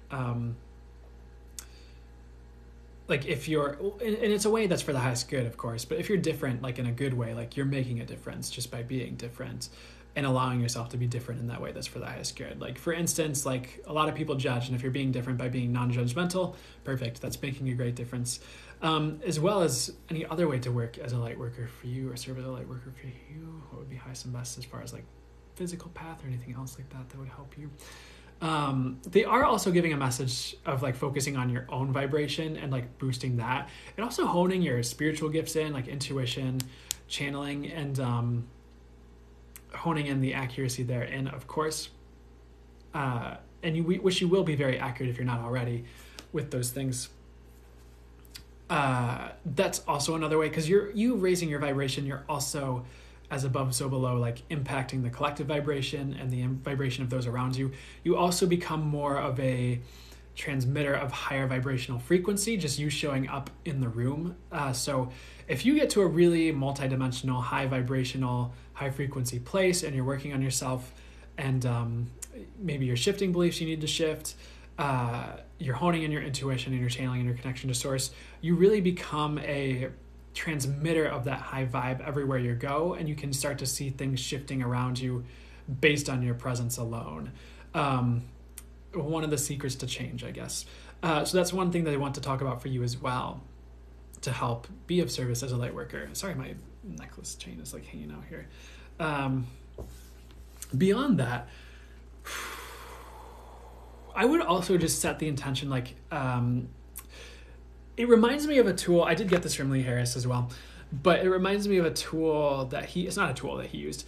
It's a concept he used where he was at, did I say this in a live before? I must have said this recently to a personal reading or something, but he was at this conference, and this was like before he really got into like him doing readings, this was like 20 years ago for him, I think. But his story is really good. He went to this conference. It was like a self-help thing, and whoever was like presenting this conference, one of this dude's things was like just saying, hey, God, like you know everything, you know me, you know what I came here for, you know what, you're infinitely intelligent, infinitely wise. God, please use me for the highest good. Maybe that wasn't the exact wording. I'm paraphrasing, and like one of the things like Lee Harris found himself doing was, I think he was like, no, I think I know what I want to do, the way he told this story. And then he looks around him, and he kind of sees like there's all these people that are just kind of like reserved, and like they're like, meh, no, I'm not going to do that. And there's all these people like jumping around, like really excited, like on stage, like, yeah, God, use me. And he's like, well, I think I want to be more like those people. They look like they're having more fun. So I'm really paraphrasing. I'm sure there was more to it. But he went up there and he's like, yeah, okay, God, please use me. And I think he probably had a different name for the God at the time, like Source or something. But what ended up happening, the way he tells the story, is like 6 months later, he started doing readings for people, and then he became the spiritual teacher through the long haul of all of it. So all that to say is maybe a good tip for you to help best serve is just to manifest like, hey, universe, source, spirit, God, whatever your name, doesn't matter. Work through me in the highest and best ways. If you don't like the term use me, you can alter it to a different phrase, or work through me, use me, ensure I'm here doing the highest and best for me to do.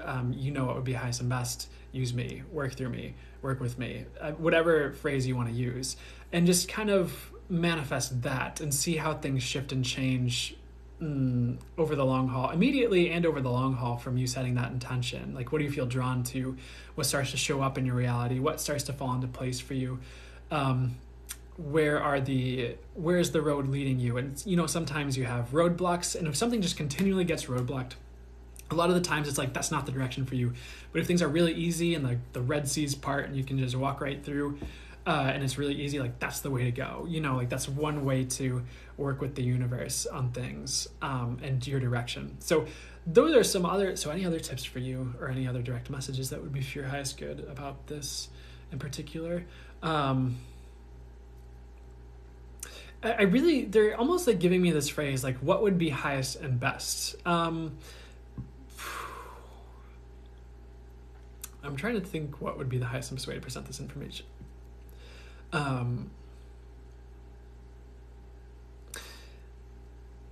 don't want to, so take this if it resonates or makes sense to you. I think the term light worker is really good. And I'd say like, yeah, I definitely identify with that, or that's something that I could definitely see why people would identify that phrase with me, because I definitely do come from a place of like, okay, only what's pure, of the true highest light, fully for the highest good. I actually come from the highest and best place. But they're almost like giving this indication of like, what would be highest and best and for the highest good? And maybe it's just because of some of the connotations people have with the phrase light worker.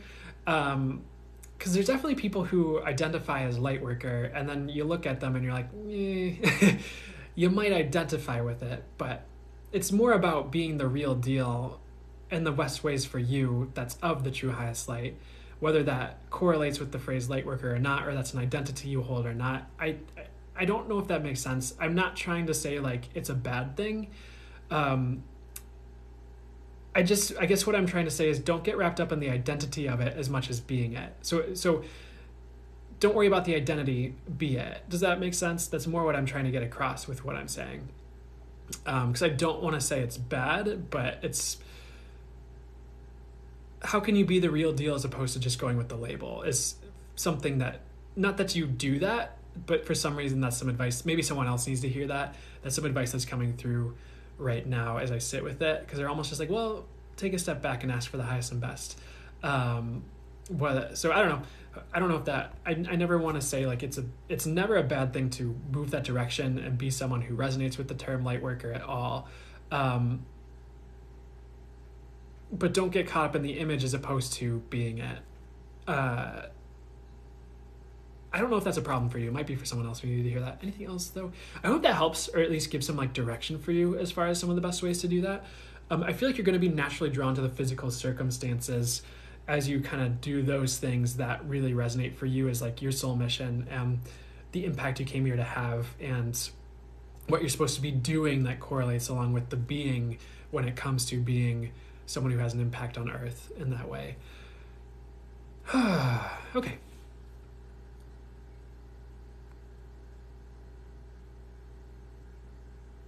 Have a great day, aka Papa Bear. Cool, you're welcome.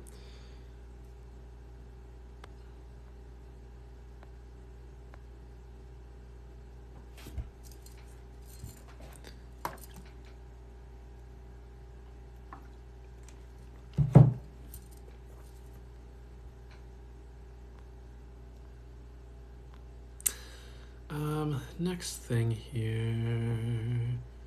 Third eye opening as told. They say they're told they are an energetic healer, but they're missing signs. Any guidance? Yeah, I mean, I don't think you're necessarily missing signs based on what I'm getting, unless I'm either not getting, unless maybe you're trying to say something different with those words, but let's see what they want to say here. I mean, if you haven't already just learned an energy work modality like Reiki or anything like that, I would jump on that. That would be one of my first steps here for you that I would recommend. From there, it's practicing the work and showing up and doing the self energy work on yourself. It's practicing on friends and family that would be willing to have you practice Reiki on them for the highest good, and working with honing in on your intuition and your abilities with the modality in those ways, essentially. And that's one of the best ways to step into that work is just to dive in and practice it honestly, because like anything else, like a lot of you might, if you did that, would find like you have a natural propensity for it, like you get it, like you're natural healers. Your intuition would come online and just like give you visuals, you'd know what you're doing. And maybe not everyone, but that being said, like the more you show up and practice it, work with the energy, see how you're guided to do sessions, get experience with it, the better you'll get with energy healing and becoming a healer. And of course, the more practice you are and the more you see the results you're getting are good, the more confident you get, the more you'll feel good about putting yourself out there as a practitioner professionally who does that sort of thing and work, if that makes sense. So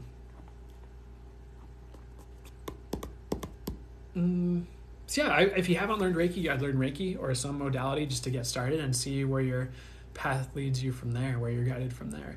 And also I'd hone your intuition in whatever way works for you.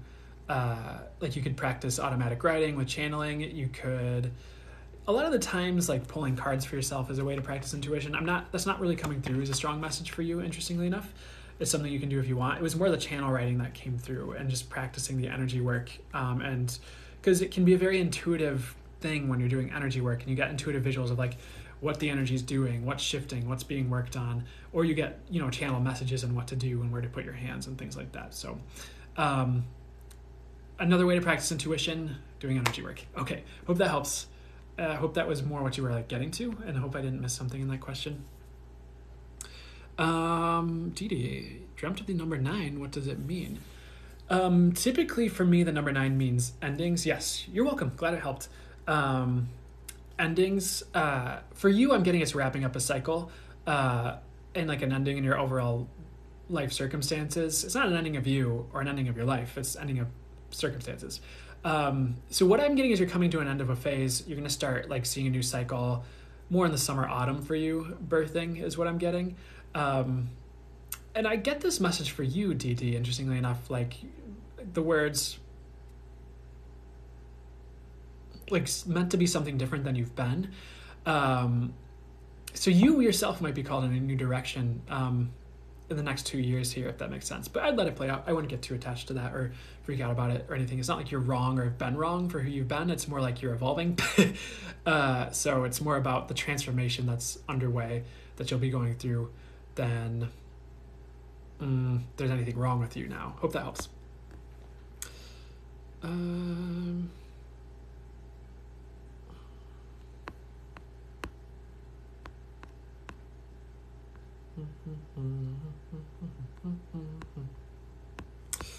know why that song stuck in my head.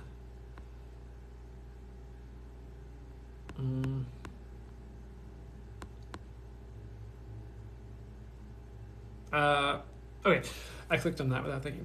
Extra small popsicle asks, would Reiki help me push myself out of this rut? I get it would be the beginnings of it if you feel drawn to it. And of course, any instructor course that resonates for you, that you feel best about, feels right to you is the right one. Is pretty much what I'm getting here.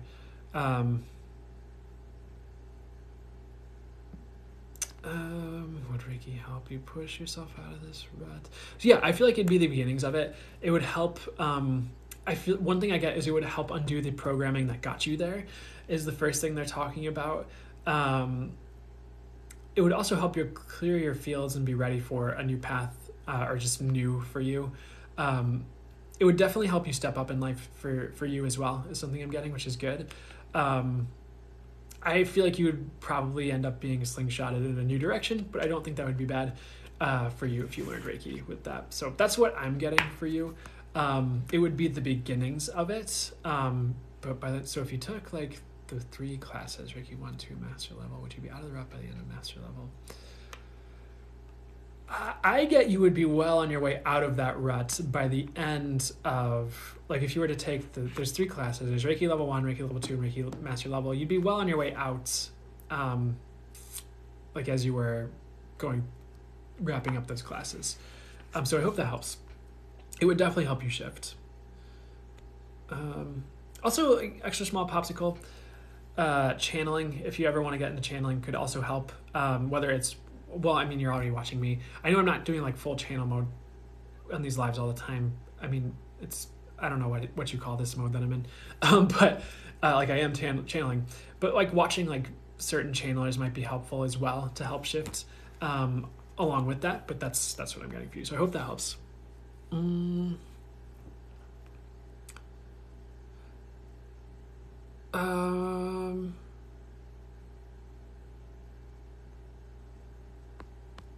Okay, next question here.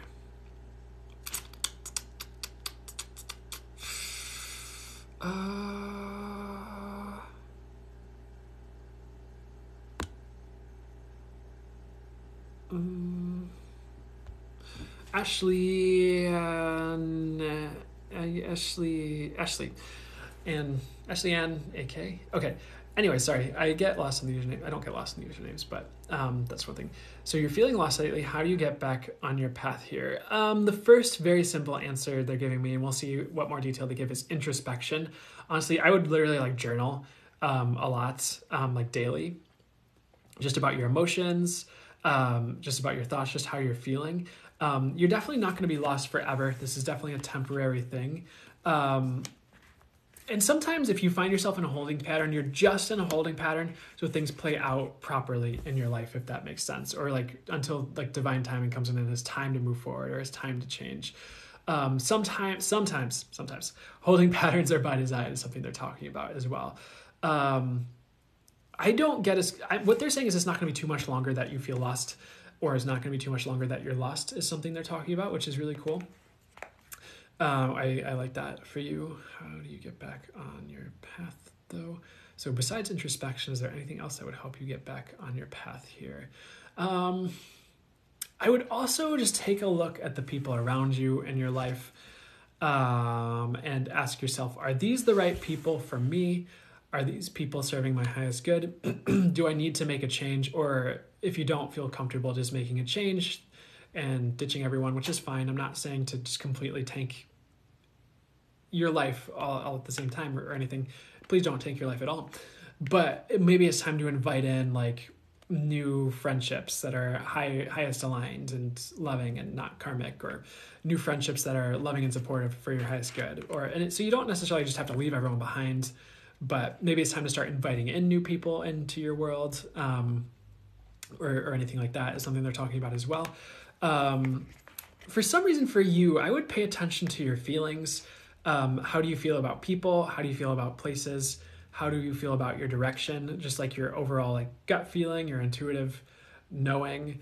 Because I feel like you're getting accurate feelings on things. So I would listen. Like if you hang out with someone and you just, I mean, unless it's someone that's normally you feel amazing afterwards, and they're going through something and they're grieving and you're helping them through it. Like it's okay if you feel like not great after that. But if you're just consistently like in a normal hangout, not feeling it or not feeling great with certain people or talking to certain people, pay attention to that. And maybe it's time to make some adjustments to get more along with what's for you, if that makes sense. Anything else that would help you get back? What would help you get on your path? What would be highest and best to help you get back on your path as well here? I'm getting a weird message as well for you, like redefine who you are. So I want to check in on what that actually means, because that's a really interesting phrase. What would be highest and best for them to know about redefining who they are here? Like I would look at the ways you explain yourself to other people, or like what are the things you say about yourself, or how do you define yourself? One of the questions is like, is that actually accurate for you? And two, is there a better way to speak about yourself that could uplift you more or help you realize more of the truth about you so you take action in a different way or move in a different way for you, if that makes sense? Sometimes you just need to redefine who you are and realize you weren't who you thought you were. And that can be done a number of different ways. If you do have a trusted friend who's really on point, or accurate with what they say and they tell a lot of truth to you and it feels good, like maybe you can hit them up and ask about that. Or maybe it's just one of those introspection journaling things where you realize things about yourself and that helps you choose a new direction. I don't think you need a new direction. I kind of get you just need a direction. So sorry about that new direction words. I think I just said that. So anything else that would help you though here besides that? So don't feel like you need to take action right away. I would sit with yourself first. And a mantra or phrase or an affirmation or an intention for you to manifest might be something along the lines of, I invite in my new life, is one thing they're saying for you. Like, I invite in my new life, or my highest and best new life, or what's for me. Excuse me, that might help too. There's one more thing they want to say, so excuse me.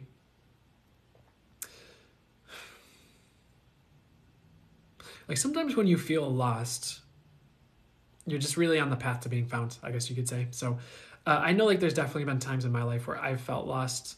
And I did have pretty big changes that happened that got me out of that and more around what I was supposed to be doing. I don't get this will be the case for you. For me, it did take a lot of things falling apart in my life to get there. And like this whole almost, I don't know if reinvention is the right word, but it did take a lot of change in that way where, my relationship ended. I moved like across the country. It was really interesting, but I'm not saying you have to do all of that, because sometimes it's just the little adjustments that help us feel more like there and found. And maybe you just need one thing in your life that you feel on purpose with, like that, oh, this lines up with my purpose, to feel a little bit more found. But I hope that helps and it wasn't just too all over the place for you. Ashley and Nick, however you say it. Sorry if I'm not doing that right, but I hope that helps.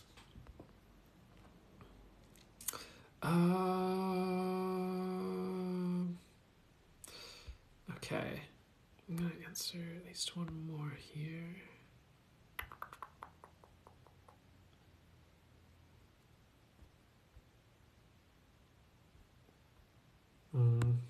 Okay.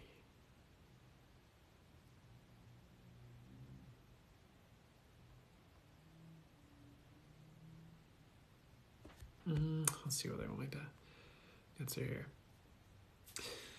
Okay, so Call Me Kate 4 asked, do their spirit guides have any messages for them? Thanks for all the little hearts in the corner there, guys. I appreciate that.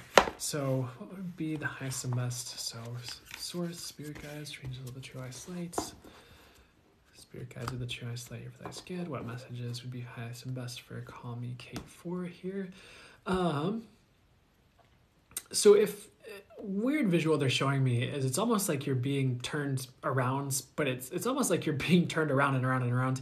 Like there's this visual of you like almost in this, not like a tornado, but like a vortex of some type, and you're like spinning around. And like the message I was getting is like sometimes if life is like turning you around or spinning you around, it's literally just turning you in the right direction. So it's like if things are confusing for you in any way at this time period, or get confusing for you in any way at this time period, I would literally just keep like pushing through and like letting yourself get turned in new directions. And if like you just keep pushing through, eventually like the fog lifts and you were like heading in the right direction the whole time is pretty much what they're showing me.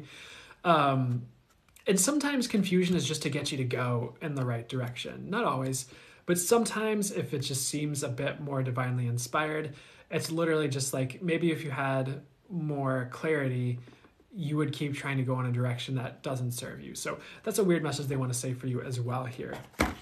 Any other messages that would be for your highest good at this time? Call Me Kate 4 here. Okay, they're showing me a rainbow, and the words they're giving me are hope and a positive turnaround, which is good, honestly. And that's so anything they want to say about that here. This was like a message that came through in one of the recent readings I did, but they're showing it to me in a different way for you, because they're almost showing like things like black and white, and they're singing Somewhere Over the Rainbow, and like you come to this rainbow and all of a sudden there's just like more color in your world, and like things like brighten up and lighten up. And I get the words like, oh, like you never thought things could turn around this way. So in some ways what I'm getting here is of course like a big positive turnaround. And if you see rainbows as like a sign everywhere, it's like a promise that things are going to get better for you. It's pretty much what they're saying. Like there's a light at the end of the tunnel.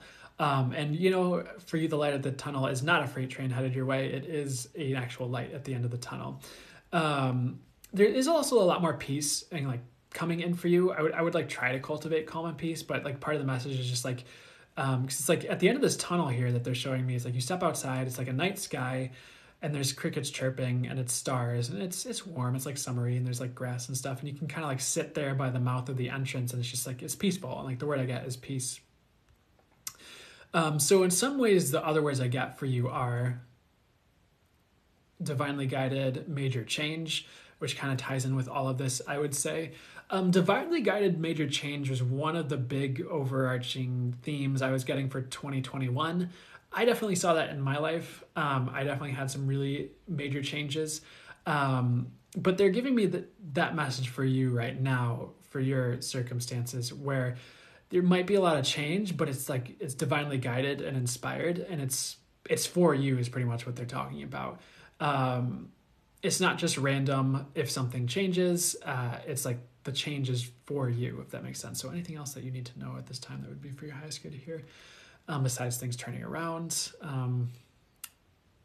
that's what would be highest and best for you to know at this time here. So one of the visuals they're showing me, it's like this mountainside or this ground, and it's not necessarily an archaeological dig site, but it's like underneath like this ground, or in this ground, there's all these like skeletons and bones. So for the highest good, what's the message with that here? Part of the message for you is like it's time to bury the past is what they're talking about, because all these skeletons are like exposed like on this mountainside or on this land, but it's time to bury it and move on. It's like this message of like the bones of the past aren't gonna help you. It's like a weird message I'm getting. So can you explain that more, please, for them? Like, I guess the way they're saying it is like sometimes we hang on to things, but it's just a skeleton. Like maybe, hopefully this isn't too dark, but it's like, it's almost like maybe you have a cat that you loved and you love this cat, but you know, and of course, like if you need time to grieve, like grieve, but then the cat like dies. And then like you have just the skeleton of a cat. Like the skeleton of a cat is not the same as like the cat, if that makes sense. Like you're not really getting the same thing out of that relationship. Like it's not really serving you to carry this cat skeleton around. It's probably detrimental because people are looking at you like, why the heck do you have a cat skeleton in your purse? I don't know. But it's kind of the message is like, they're showing me the Death Tarot card from tarot, and it's not about literal death, I don't think, this message or these images, because death is also about a major, the card is about a major transformation, this message or these images, because death is also about a major, the card is about a major transformation, and it can be about evolution as well, and like big change. So it's more like, it's this message like you don't have to carry this around with you, if that makes sense. Like, let things evolve. It's time to move on from this hill of skeletons and start a farm on a prairie. Not literally, that's an example, with a rainbow and stuff behind it. But that's it. I hope that, excuse me. Another visual they're showing me was like there's this moon that they were kind of showing me, and it's like shining down and like illuminating your path. Excuse me. So what is the message there with the moonlight for you? Call me Kate for, and they're linking it up with the Moon Tarot card, actually. And one of the messages with the Moon Tarot card is like, keep going. Like there's that path that heads directly down the moon. And I think the Death Tarot card is right after the Moon card, if I'm not mistaken. And on the Death Tarot card, there's these two pillars in the background with the sun rising. And on the Moon card, there's this path that leads through these two pillars with the sun rising. So in some ways, you could say it's about change that leads to a sunrise. But you're going to have all the divine guidance you need when you need it, is something they're talking about. So like at certain points, the moon will kind of shine through and illuminate your path. And I'm getting like, it's also about a boost to intuition as well, which is really cool. There's more, but they're leading me next to this, in this moonlight, there's also these like this lake or this pond, and they give me the words like healing waters. And this actually links in with the Star Tarot card. Okay, why are we getting all these cards out here?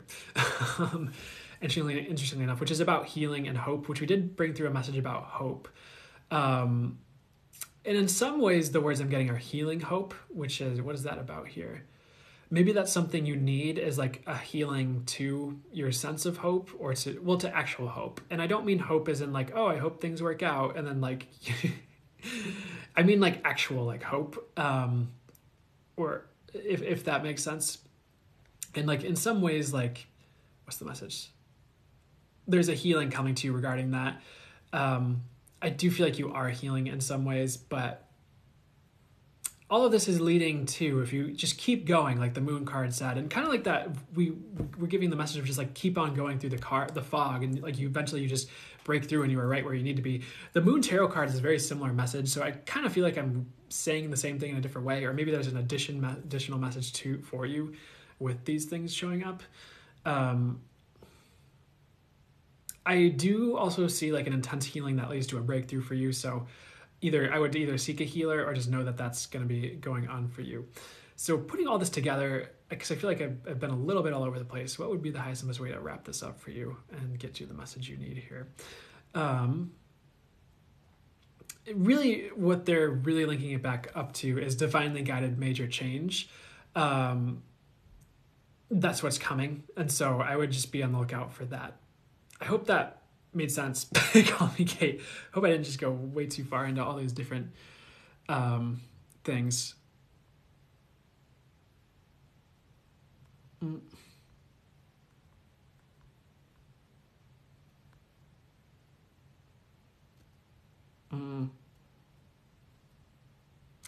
So Selena Leah, who said, I think I'd take Jalison's advice. I would not give him another chance. It's time to move on. He's repeatedly showing you who he is. And it's not even, you need better is what I'm talking about. Or not what I'm talking about. You need better are the words that I heard. So it is what I'm talking about, but it's what they said that I'm channeling through. So, anything else? I think that answers it. There's just better for you. He's not the right fit or the right person for you. Hey, Rachel Williams. Okay, so I'm probably going to end the live soon, guys. I can answer a few more. Oh my God, they're saying to answer a few more. Maybe we'll do something general. No.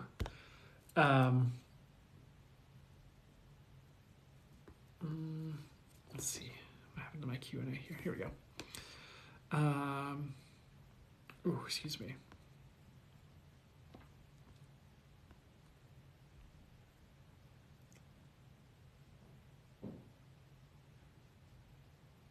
Travis Joel 37 asked, when will they emotionally stabilize here?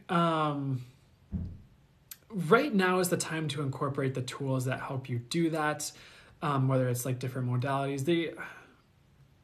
One book I want to recommend to you, and I did say it on this live before, and it is a book I'll reference here and there, but it's Being You, Changing the World Is Now the Time by Dr. Dane Here. Not typically, it's definitely not like an emotional, well, I don't know. I don't know if it's really like, it's definitely not like a therapy book on like regulating emotions or anything like that, but I feel like that might provide some tools that will help you. I would definitely, like, for you, like, be reaching out for like healing sessions from people, from good healers, either in your area, someone that you trust that does Reiki or energy work or is an intuitive healer. That could be something that's helpful for you as well. I do feel like you might be up and down here, but I really get it really balances out next year is the message I'm getting. I feel like it can be sooner. I never want to limit you to being like, oh, you have to wait till next year to be emotionally balanced. No, it's like right now as you gather the tools, you work on yourself and start to shed the things that have been keeping you imbalanced, and some of the beliefs and things like that.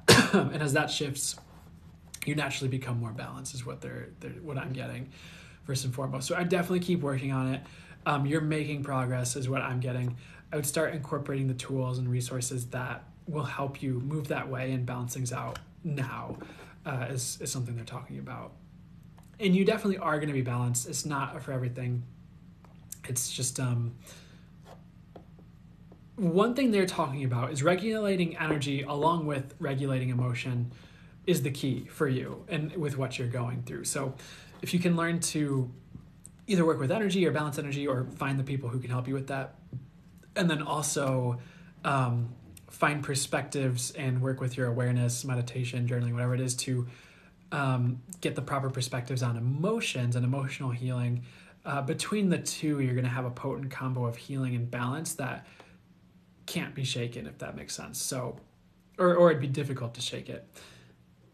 I hope that helps. I hope that provides any help for you. I hope you get whatever would be for your highest good to help you get to, for the highest good, an emotionally stable place. But you'll definitely get there. So I do feel like it'll be up and down. I don't think you're going to have a bad year necessarily, but I do see things balancing out more next year was like what I was getting. So I hope that helps. Don't let that limit you. Keep trying.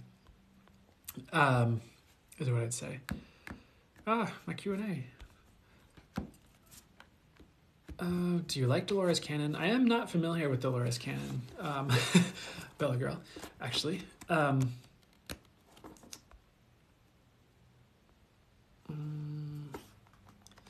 When will you be on again so I can catch you next time, please? I should be on next Sunday. I usually go on around 10 a.m. North American Central Time. Sometimes it's more around 10:10, but it's usually around 10 a.m. Central, North American Central Time. Okay, I'm getting to end the live, so I hope, every Sunday. Oh man. Excuse me, guys. I'm gonna stretch. I'm gonna do a general reading for everyone. And hopefully if you didn't have your question answered, there's something that comes through that will be helpful for you in that. So we're going to do a quick general reading. And this is just kind of about where you're at, where you're going, and what would be highest and best for you to know is kind of what I'm getting. And we'll see what would, so fully for the highest good, this is timeless. So this is for you guys now, of course, but it's timeless for anyone who sees it if they watch the replay once I eventually get it on YouTube. And let's see what would be highest and best to come through for everyone in general, just right now as a reading collectively. So the first word they're giving me is shift, and it is about a collective shift, if that makes sense. If you're feeling shifts in your personal lives, it is collective. It's something that's, it's not just you is one thing they're talking about. And they are showing me this really interesting visual of like, it's almost like a chair, or like you're sitting in a chair and like the chair like has one of its legs just like swept out from under it, and then it just like starts to fall. But before it falls, like another leg is jammed right in there, like perfect timing, but it's actually a better leg than before. So some of these shifts are like they almost seem like really haphazard, like fall, stop falling, fall, stop falling kind of energies, where it's just like, it looks like something's about to tank and then it doesn't, if that makes sense. So, in some ways, certain things might be shifted pretty quickly like that. And it might, like, what would be an example of that? So it's not just the intuitive visual. What would be a good example for how that could play out? I don't know. I'm getting like a weird visual, like someone has like their plate of food in front of them, and then they hit it and it flips off the table, and then like the waiter like dives and like catches it and like hands it to them and like pours the right sauce on it as they hands it back or something like that. It's weird. I don't know. I'm going to get to a different message because I'm not sure if this is helpful for you guys so far. The most important takeaway though is like things are going to shift really quickly. Or there are these like really rapid shifts that'll happen that are really quickly corrected if something seems like it's going wrong. And beyond that, like there are these big collective shifts happening. So if shifts happen in your personal life, it's just, I don't know if you want to say mirroring the collective, but as above, so below, kind of happening that way here. Self-compassion is also a key theme right now here for you guys, is one thing I'm getting. I'd be really compassionate towards yourself and what you're going through at this time, because there is a bit of personal upheaval I'm getting with at least some of you in this group. So like one thing to do would be just to be really compassionate to yourself as you're going through this, any type of personal upheaval in your life, and trust that it's leading in a better direction. Sometimes we think we're right where we're always right where we need to be, but here's the way they're explaining this message. Sometimes we think we're right where we need to be. But really what you're supposed to be doing is like moving, like either in a new direction or just forward in general. And they're almost showing a soldier like in a trench or in like this little like hole that he's dug. And it's a nice hole. It's a nice trench.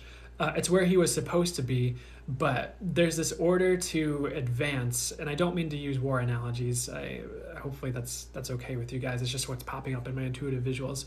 But and this is a metaphor, of course, but there's this order to advance, or God is telling this soldier to move along in this path or move in a different direction. And it's time to pop up out of this trench and move forward with it. And it might feel like you're forsaking safety with a new move that you need to make. But you're actually not. This soldier is actually divinely shielded. He has they're showing me this like shield of like light around him with like angel wings on it. And like no bullet can penetrate it. He's safe, and he's able to run in this new direction and into a new reality, even is what they're talking about. So any like change you feel called to make, I wouldn't hesitate. Like it's divinely protected. You're going to be fine. If you need to take a left turn or make a move in your life that seems like it's upending stability, but it's actually not. And they're taking me back to the stool analogy of like the leg being taken out and then like is replaced right away with something better. And eventually the whole stool is swapped out, but it's way more comfortable is what they're talking about. So that's a way to explain certain things that are happening. The next message for you guys here, along with self-compassion here, is weirdly enough, what they're showing is like this visual of like keep your head up. And it's like the visual they're showing me is like this dude who's like face down like in the dirt. And like I think it was a Mother Mary, but like some sort of spirit guide figure like grabbed this person's hair, and it was long enough to grab, and he's like face down in the dirt and like pulled it up so his like head up, so he was like forced to kind of look. I guess like the message for you guys is it's not a time to bury your head in the sand. It's a time to kind of keep your wits about you and be aware of what's going around you. They're indicating this is more in your personal life. And it is like a reminder, like, hey, don't just kind of sit, like, in some ways, yes, all is well and all will be well. But don't just kind of sit back, like, take action is one of the main messages they have for you guys seeing this at this time. In any area you feel like you need to, or that you feel like this applies. It's not necessarily, in some ways it might not be as much of a time to sit pretty as it has been. For some of you it is, if that's been a very personal message for you. But for others in a certain area of your life, on a personal level, it's time to get going or take a move or make a move somewhere in your life. So what else? They are showing me a rose in my intuitive visuals here. So they're showing me a rose with rose petals falling off of it, kind of like, you know, Beauty and the Beast, how he has the rose and like these petals fall off, and when they all fall off, like there was some time limit to something. What I'm getting for you guys is like, you have time. There's not a time limit. I mean, if there, of course, like if there's something you're trying to do in your life, you know that there's at some point, unless there's some really crazy technological advancement, like you're probably going to die this lifetime. Yeah, I'm getting, we will, you know, you will, I'm sorry. But that's just like a thing of like, right now, like you do still have time. So don't feel like time is running out with anything. You have plenty of time for a lot of what you want to do. The vast majority of you here watching this right now. Beyond that here, they're showing me white clouds here. And they're almost showing like someone's head. It's almost like they're growing into a giant, and it's like a woman, and like she grows vast, and her head like is like in the clouds. And sorry to like hone in on this point so many times here, but I guess maybe you guys need to hear it. But it's pretty much this woman's head is in the clouds, and she's dreaming big, and the message is dream big but take action. And this giant woman at this point starts like running in this certain direction. And it's okay to dream big and have your head in the clouds a bit, as long as you're like also like running with it. Like now's not the time to lay down and look at the clouds. And you know what? One of the messages I've been getting about March is that March is like definitely like there's so many like different events or like things coming in or changes that I've been getting for people in personal readings, just talking to friends, and like, you know, because, you know, I'll get with some of my friends and I'll channel for them, they'll get messages for me. Like it just kind of like becomes a whole intuitive usually it can be a very intuitive usually it's a very intuitive conversation and channeled conversation. And March just seems like a big month in general for people. March and April, like for change, for things getting off the ground, for whatever. So I definitely like run along with that current and that energy, if that resonates for you and pops up in some way. So I just a heads up for you guys. Anything else that's important to get to here? So they are giving me the color red, and it does kind of tie in with the root chakra, but they're showing this color red like spread across the entire land. It's like this very bright red, and it just kind of like pours. It's almost like an energy, or I don't know what you want to call it, a light or a liquid, but it just like covers this land here. And they really want to give the message like everything is changing, and it is a message about divine repurposing. What I'm getting for each of you is that each of you is going to be repurposed in some way. And it is about more of an expansion and like a development and growing. It's not necessarily like, oh, you were a healer and now you're an accountant. It's it's more like an evolution of your journey, and you've fulfilled like one level or layer of your purpose, whether this might be more in the physical world, and it's time to move on to the next, or you're being repurposed in a way where you're going to be shedding more light in a new way or in an additional way to what you've already been doing. That's going around for this group is something I'm getting pretty strongly as well, which is cool. There's this one ad that they're showing me. It's not really an ad, but if you're in the US, I'm not sure if this is outside the US, there's this one paint company, and I can't remember what it's named.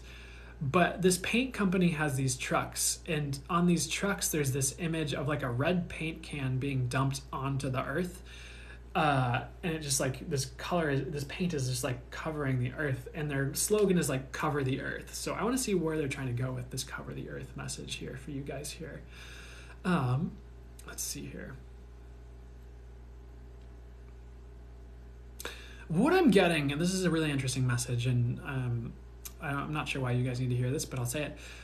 It's like almost like there's been this grid of individuals, or whether you want to call them light workers or what have you, that's been kind of spread along the earth, and that grid is about to activate. So you are about to see a major collective upshift, and in some ways that might look like a tornado going through the collective, as like just certain things are cleared, or or maybe there's some creative, it's kind of like Kali. They're showing me the goddess Kali, like creative destruction, where something has to be destroyed in order for the new to be birthed, or it can also be injustice being destroyed as well. But this grid light, this light grid thing is about to activate and cover the earth. And you're going to find it's much more easy to be, and I know we had the whole conversation about light workers earlier, a light worker or someone who's intuitive or spiritual. It's much more easy and supported to be awake, because that grid will be so active that it like naturally lifts people to that as a baseline anyways. So that's the direction the world's headed. I don't know, well, when will you start to see the results of that? I feel like that's happening now-ish, honestly, when I'm recording, and maybe I'm curious when you'll see the results or what that will look like. To me, what I'm getting is like a higher elevation of humanity. It's just like, it doesn't mean the world's problems disappear, but it does mean there's a higher vibration held to help get rid of them, or to get rid of them, if that makes sense.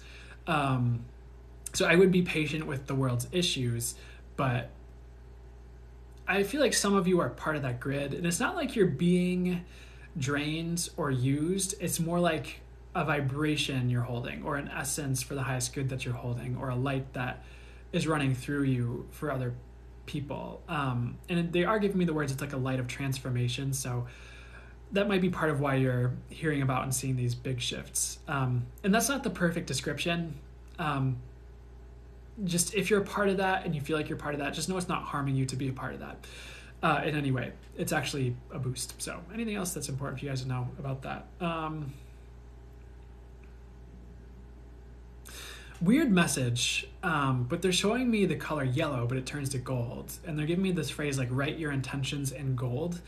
Is this a literal thing for those guys to do to manifest? And it could be an intuitive thing you do in your mind's eye to manifest or set intentions, or it could be something you buy a gold Sharpie pen or paper marker, whatever it is, and like manifest with it. But for some reason, there's this recommendation of writing your manifestations in gold for abundance. Random to me, but cool. Maybe that'll help you guys. Maybe I'll try it. Next, what would be highest and best to come through for you guys? So where are we going here? What would be most important to bring through next here for you guys here? So another message they're talking about, and this is more for the collective, is like there's like a weight being shed from the collective, which is really interesting. So it might seem like world events seem heavy, but I feel like you're gonna feel lighter, which is really interesting to me. It's kind of like this this weight that was being put on the collective is being taken off, if that makes sense. And I feel like with this weight being taken off, it's a bit easier for people to be themselves. It'll be easier for people to update themselves, if that even makes sense. It'll be easier for people to be who they're meant to be. So that's another message. This is turning into like a bit of a collective reading, it seems like, not just this group, but that's another thing they want to talk about.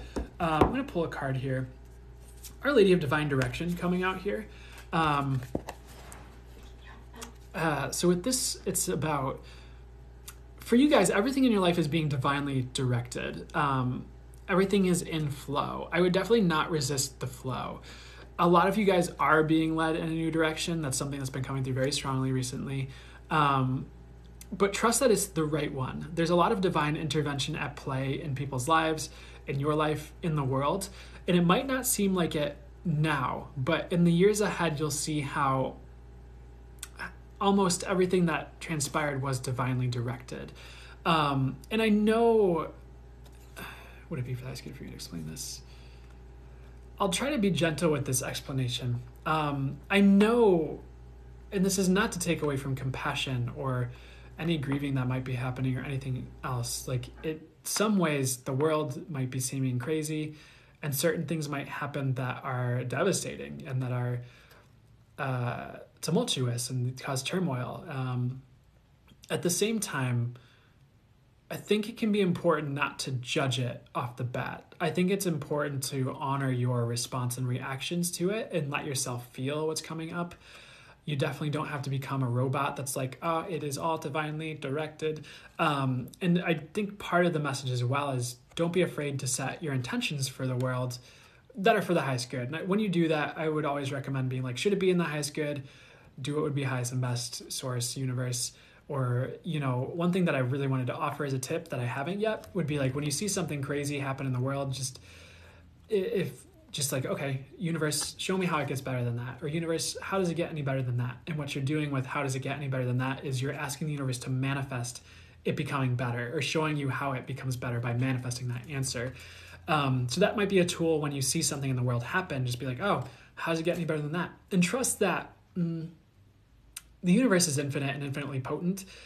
Your request can be answered. And especially as you hone in your potency, you are infinite and you are infinitely potent. And you can have those impacts that are for the highest good through your intentions like that. So that's, for some reason, something I want to jump into. What I was originally going to say is sometimes when these things happen, it is a kind of a concept I've heard more from access consciousness, for starters. And their concept is like not judging death as a wrongness. And I think it can be a tricky area because you want to still be compassionate and be loving and kind. And if you need to grieve, you grieve and process. But it's like one thing they would kind of talk about when like COVID happened was like, yeah, people are dying, but that's like their choice as like the consciousness that they'd be like. A lot of the times our soul is a big point of us that chooses like this is the time to go, if that makes sense. It's never random to my understanding. It's more like your soul chooses that, or you have this exit point and you can either like you choose to go or you choose to stay, if that makes sense. So in part of it, it's like not viewing death as a wrongness, or judging it as a wrongness, if that makes sense. And I think in some ways that feels lighter because it's less heavy when you see these things happen. And again, it's not to take away from the compassion for it or the compassion for what people go through when that happens, or the grieving or the emotions that work through their system, because that can be a very intense process. But it's to help you see it from a different angle so you can see it from a higher perspective, if that makes sense. I hope that helps. But that's what I mean when I say a lot of the changes transpiring in your personal life especially are divinely directed. It is leading to better. And maybe there's a lesson in all of this that helps the world change for the better. There's also a lot of divine protection for those who need it. There's a lot of divine protection for those who are looking for it. That's part of what this card is saying as well. And like the way it's kind of showing it to me, and it's like she has these roses around her, Mother Mary in this card. This is the Mother Mary Oracle. It's like none of this stuff outside of her can really like get to her, if that makes sense. That's probably not the normal meaning of this card, but it's the way it's kind of presenting itself to me is like all this outside stuff is like not really getting to her. She's able to shine and have her impact without being impeded by world events or negative energies around her. And that's where you're headed, is this place of concentrated light, knowing, expansion, and not being affected so much by the stories of others, negative energies, you could say, where you can shine your light unimpeded, because the world needs that, and the world needs you, and the world needs us, if that makes sense. And you're going to be coming into your purpose with that, as another message I'm getting for you guys. Another sign for you guys, because this card is light blue, and another message they're giving me is I would pay attention to light blue as a sign that Mother Mary is with you or working with you or helping you. It can also be a sign of miracles, as something they're talking about for you. I'm not saying this is going to be the meaning of every single person out there about light blue, but light blue can be a color of Mother Mary. At least in my understanding, and they want to offer that as a sign for you guys in your personal lives as well as you go about into your future here. And they just want me to channel and not use a card, so what is next for you guys here? They do want to remind you to pray for the world at this time as well, because your prayers do make an impact, and especially as you ramp up your potency and realize the energetic impact of setting intentions in prayer, you realize you can change the world through prayer alone, is one thing I'm getting. And I know that might be a bit of a hesitation for some of you just because some of the connotation with church, and I'm not saying to go, I mean, you do your thing. I'm not saying to go to church and like pray with people you don't get along with, or pray with people that aren't your resonance, but it's more like your intentions that you can set for the world matter. And if it's for the highest good, Source will answer those prayers, if that makes sense. And things are divinely looked after. I think it'd be pretty difficult for someone to come along and harm the world with that without some type of divine intervention occurring. But your prayers matter is something they're talking about, and you can have an impact through those intentions, through that prayer, especially as like you connect to Source and you channel more, and you realize the potency that asking can have, whether you just ask for an energy or you ask for a manifestation. You realize like it's almost like prayer is another way to do that, or it's another method to do that. So it's just another avenue to the same result. So I hope that helps. That's just a reminder for you guys. But what else would be highest and best for you guys to know at this time? More to come through. Weird message. Capybara is an animal that's showing up. I don't know if that's a spirit animal or what, but with capybara showing up, I'm getting the message, don't be gentle. And I think I'm going to have to clarify this, because I think there's always a good time to bring gentleness to situations. Excuse me. So why are you saying don't be gentle here? Okay, this might just be for some of you, but if you have to set firm boundaries, don't be gentle. If gentle hasn't been working, it's okay to be firm. And they're kind of reminding me of more like the goddess Kali at this instance, where like the goddess Kali, and that's the Hindu goddess of destruction pretty much, can be really intense is what they're talking about. And like, I think there is always a time and place for gentleness. And I'd say gentleness is more how I tend to do my best to operate. I do also feel like it takes more strength to be gentle than it does just to be thrown around anger or something like that. That being said, sometimes you need to be a little bit harder with certain things. And I think it does take discernment and intuitive guidance. For me, it does, because sometimes my guides will be like, no, like speak up. Or like sometimes things will just like flow out of me. I'm like, oh, was that harsh? And they're like, well, they needed to hear it that way. Things like that. So there's a time and place for everything. Well, most everything, I guess you could say. I think there's certain things there shouldn't be a time and place for, but that's just me.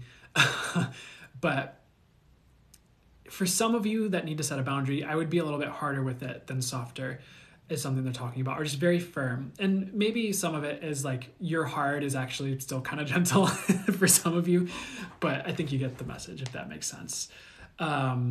So anything else that would be highest and best to come through for you guys or help you guys here? So they're giving me the words golden upgrade, which is interesting. And I'm going to see what this means for you guys here. Okay. I mean, what they're saying is like, if you're watching this, like part of what's happening is this like golden upgrade where you're going to be surrounded by more golden light, interestingly enough. It's from Source. It's for the highest good, of course. And it's part of it's about abundance, interestingly enough, is something I'm getting. But it's also a message about being more you. So some type of golden light upgrade happening for those of you seeing this, or it will be in some way. I don't know. You'll have to see how you feel and how you resonate about that one. I think that's really interesting. But that's it. They're saying they wanted to end up with that. But they're saying that's something that's happening, which is really interesting. But I hope so far this has been helpful and good for you guys. I hope this has been an informative, helpful, good live for you guys. I hope this has been, yeah, you're welcome. It's good to do this. Ooh, I'll listen to golden upgrade frequencies. Yeah, give it a shot. Oh man.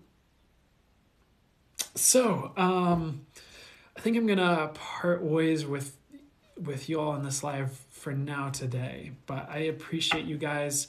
It's been a joy. A couple shout outs. I do, if anyone's interested, and I want to preface this with the most important thing and what's for the highest good. And so if what's important to me is you find the instructor that's for your highest good and that resonates for you. And it doesn't have to be me, but I do have some Reiki classes. I have a Reiki class coming up in March. I'm also teaching a class for the modality I channeled through, Valeu, which I probably need to like make videos of and give examples so you guys know what that's like. But I just wanted to let you know, and just that that's something I'm offering if you feel called to it. No obligation ever. But it's on the table. But beyond that, I hope you guys have a beautiful rest of your day and week. I'll be live again next week, 10 a.m., around 10 a.m., North American Central Standard Time. I always appreciate getting to do this for you guys. And I appreciate getting to hang out with you guys and channel for you. So anything else that's important? Nothing. Well, I'm wishing you all for the highest good, should it be in the highest good, the love, the miracles, the grace, the peace, the joy, and the energies that would be for your highest good. So until next time, y'all have a great rest of your Sunday, okay? Oh, you're so welcome, guys. You're so welcome. Thanks for the hand hearts, and thanks for everyone who gifted. I see Lori, Karen. Thank you, Karen R. I appreciate it. It looks like you gifted as well. I appreciate the gifts, everybody. You guys rock. So, and you're welcome. You're welcome, and Piper and Aspiring Human. Y'all have a really amazing Sunday, okay? Take care.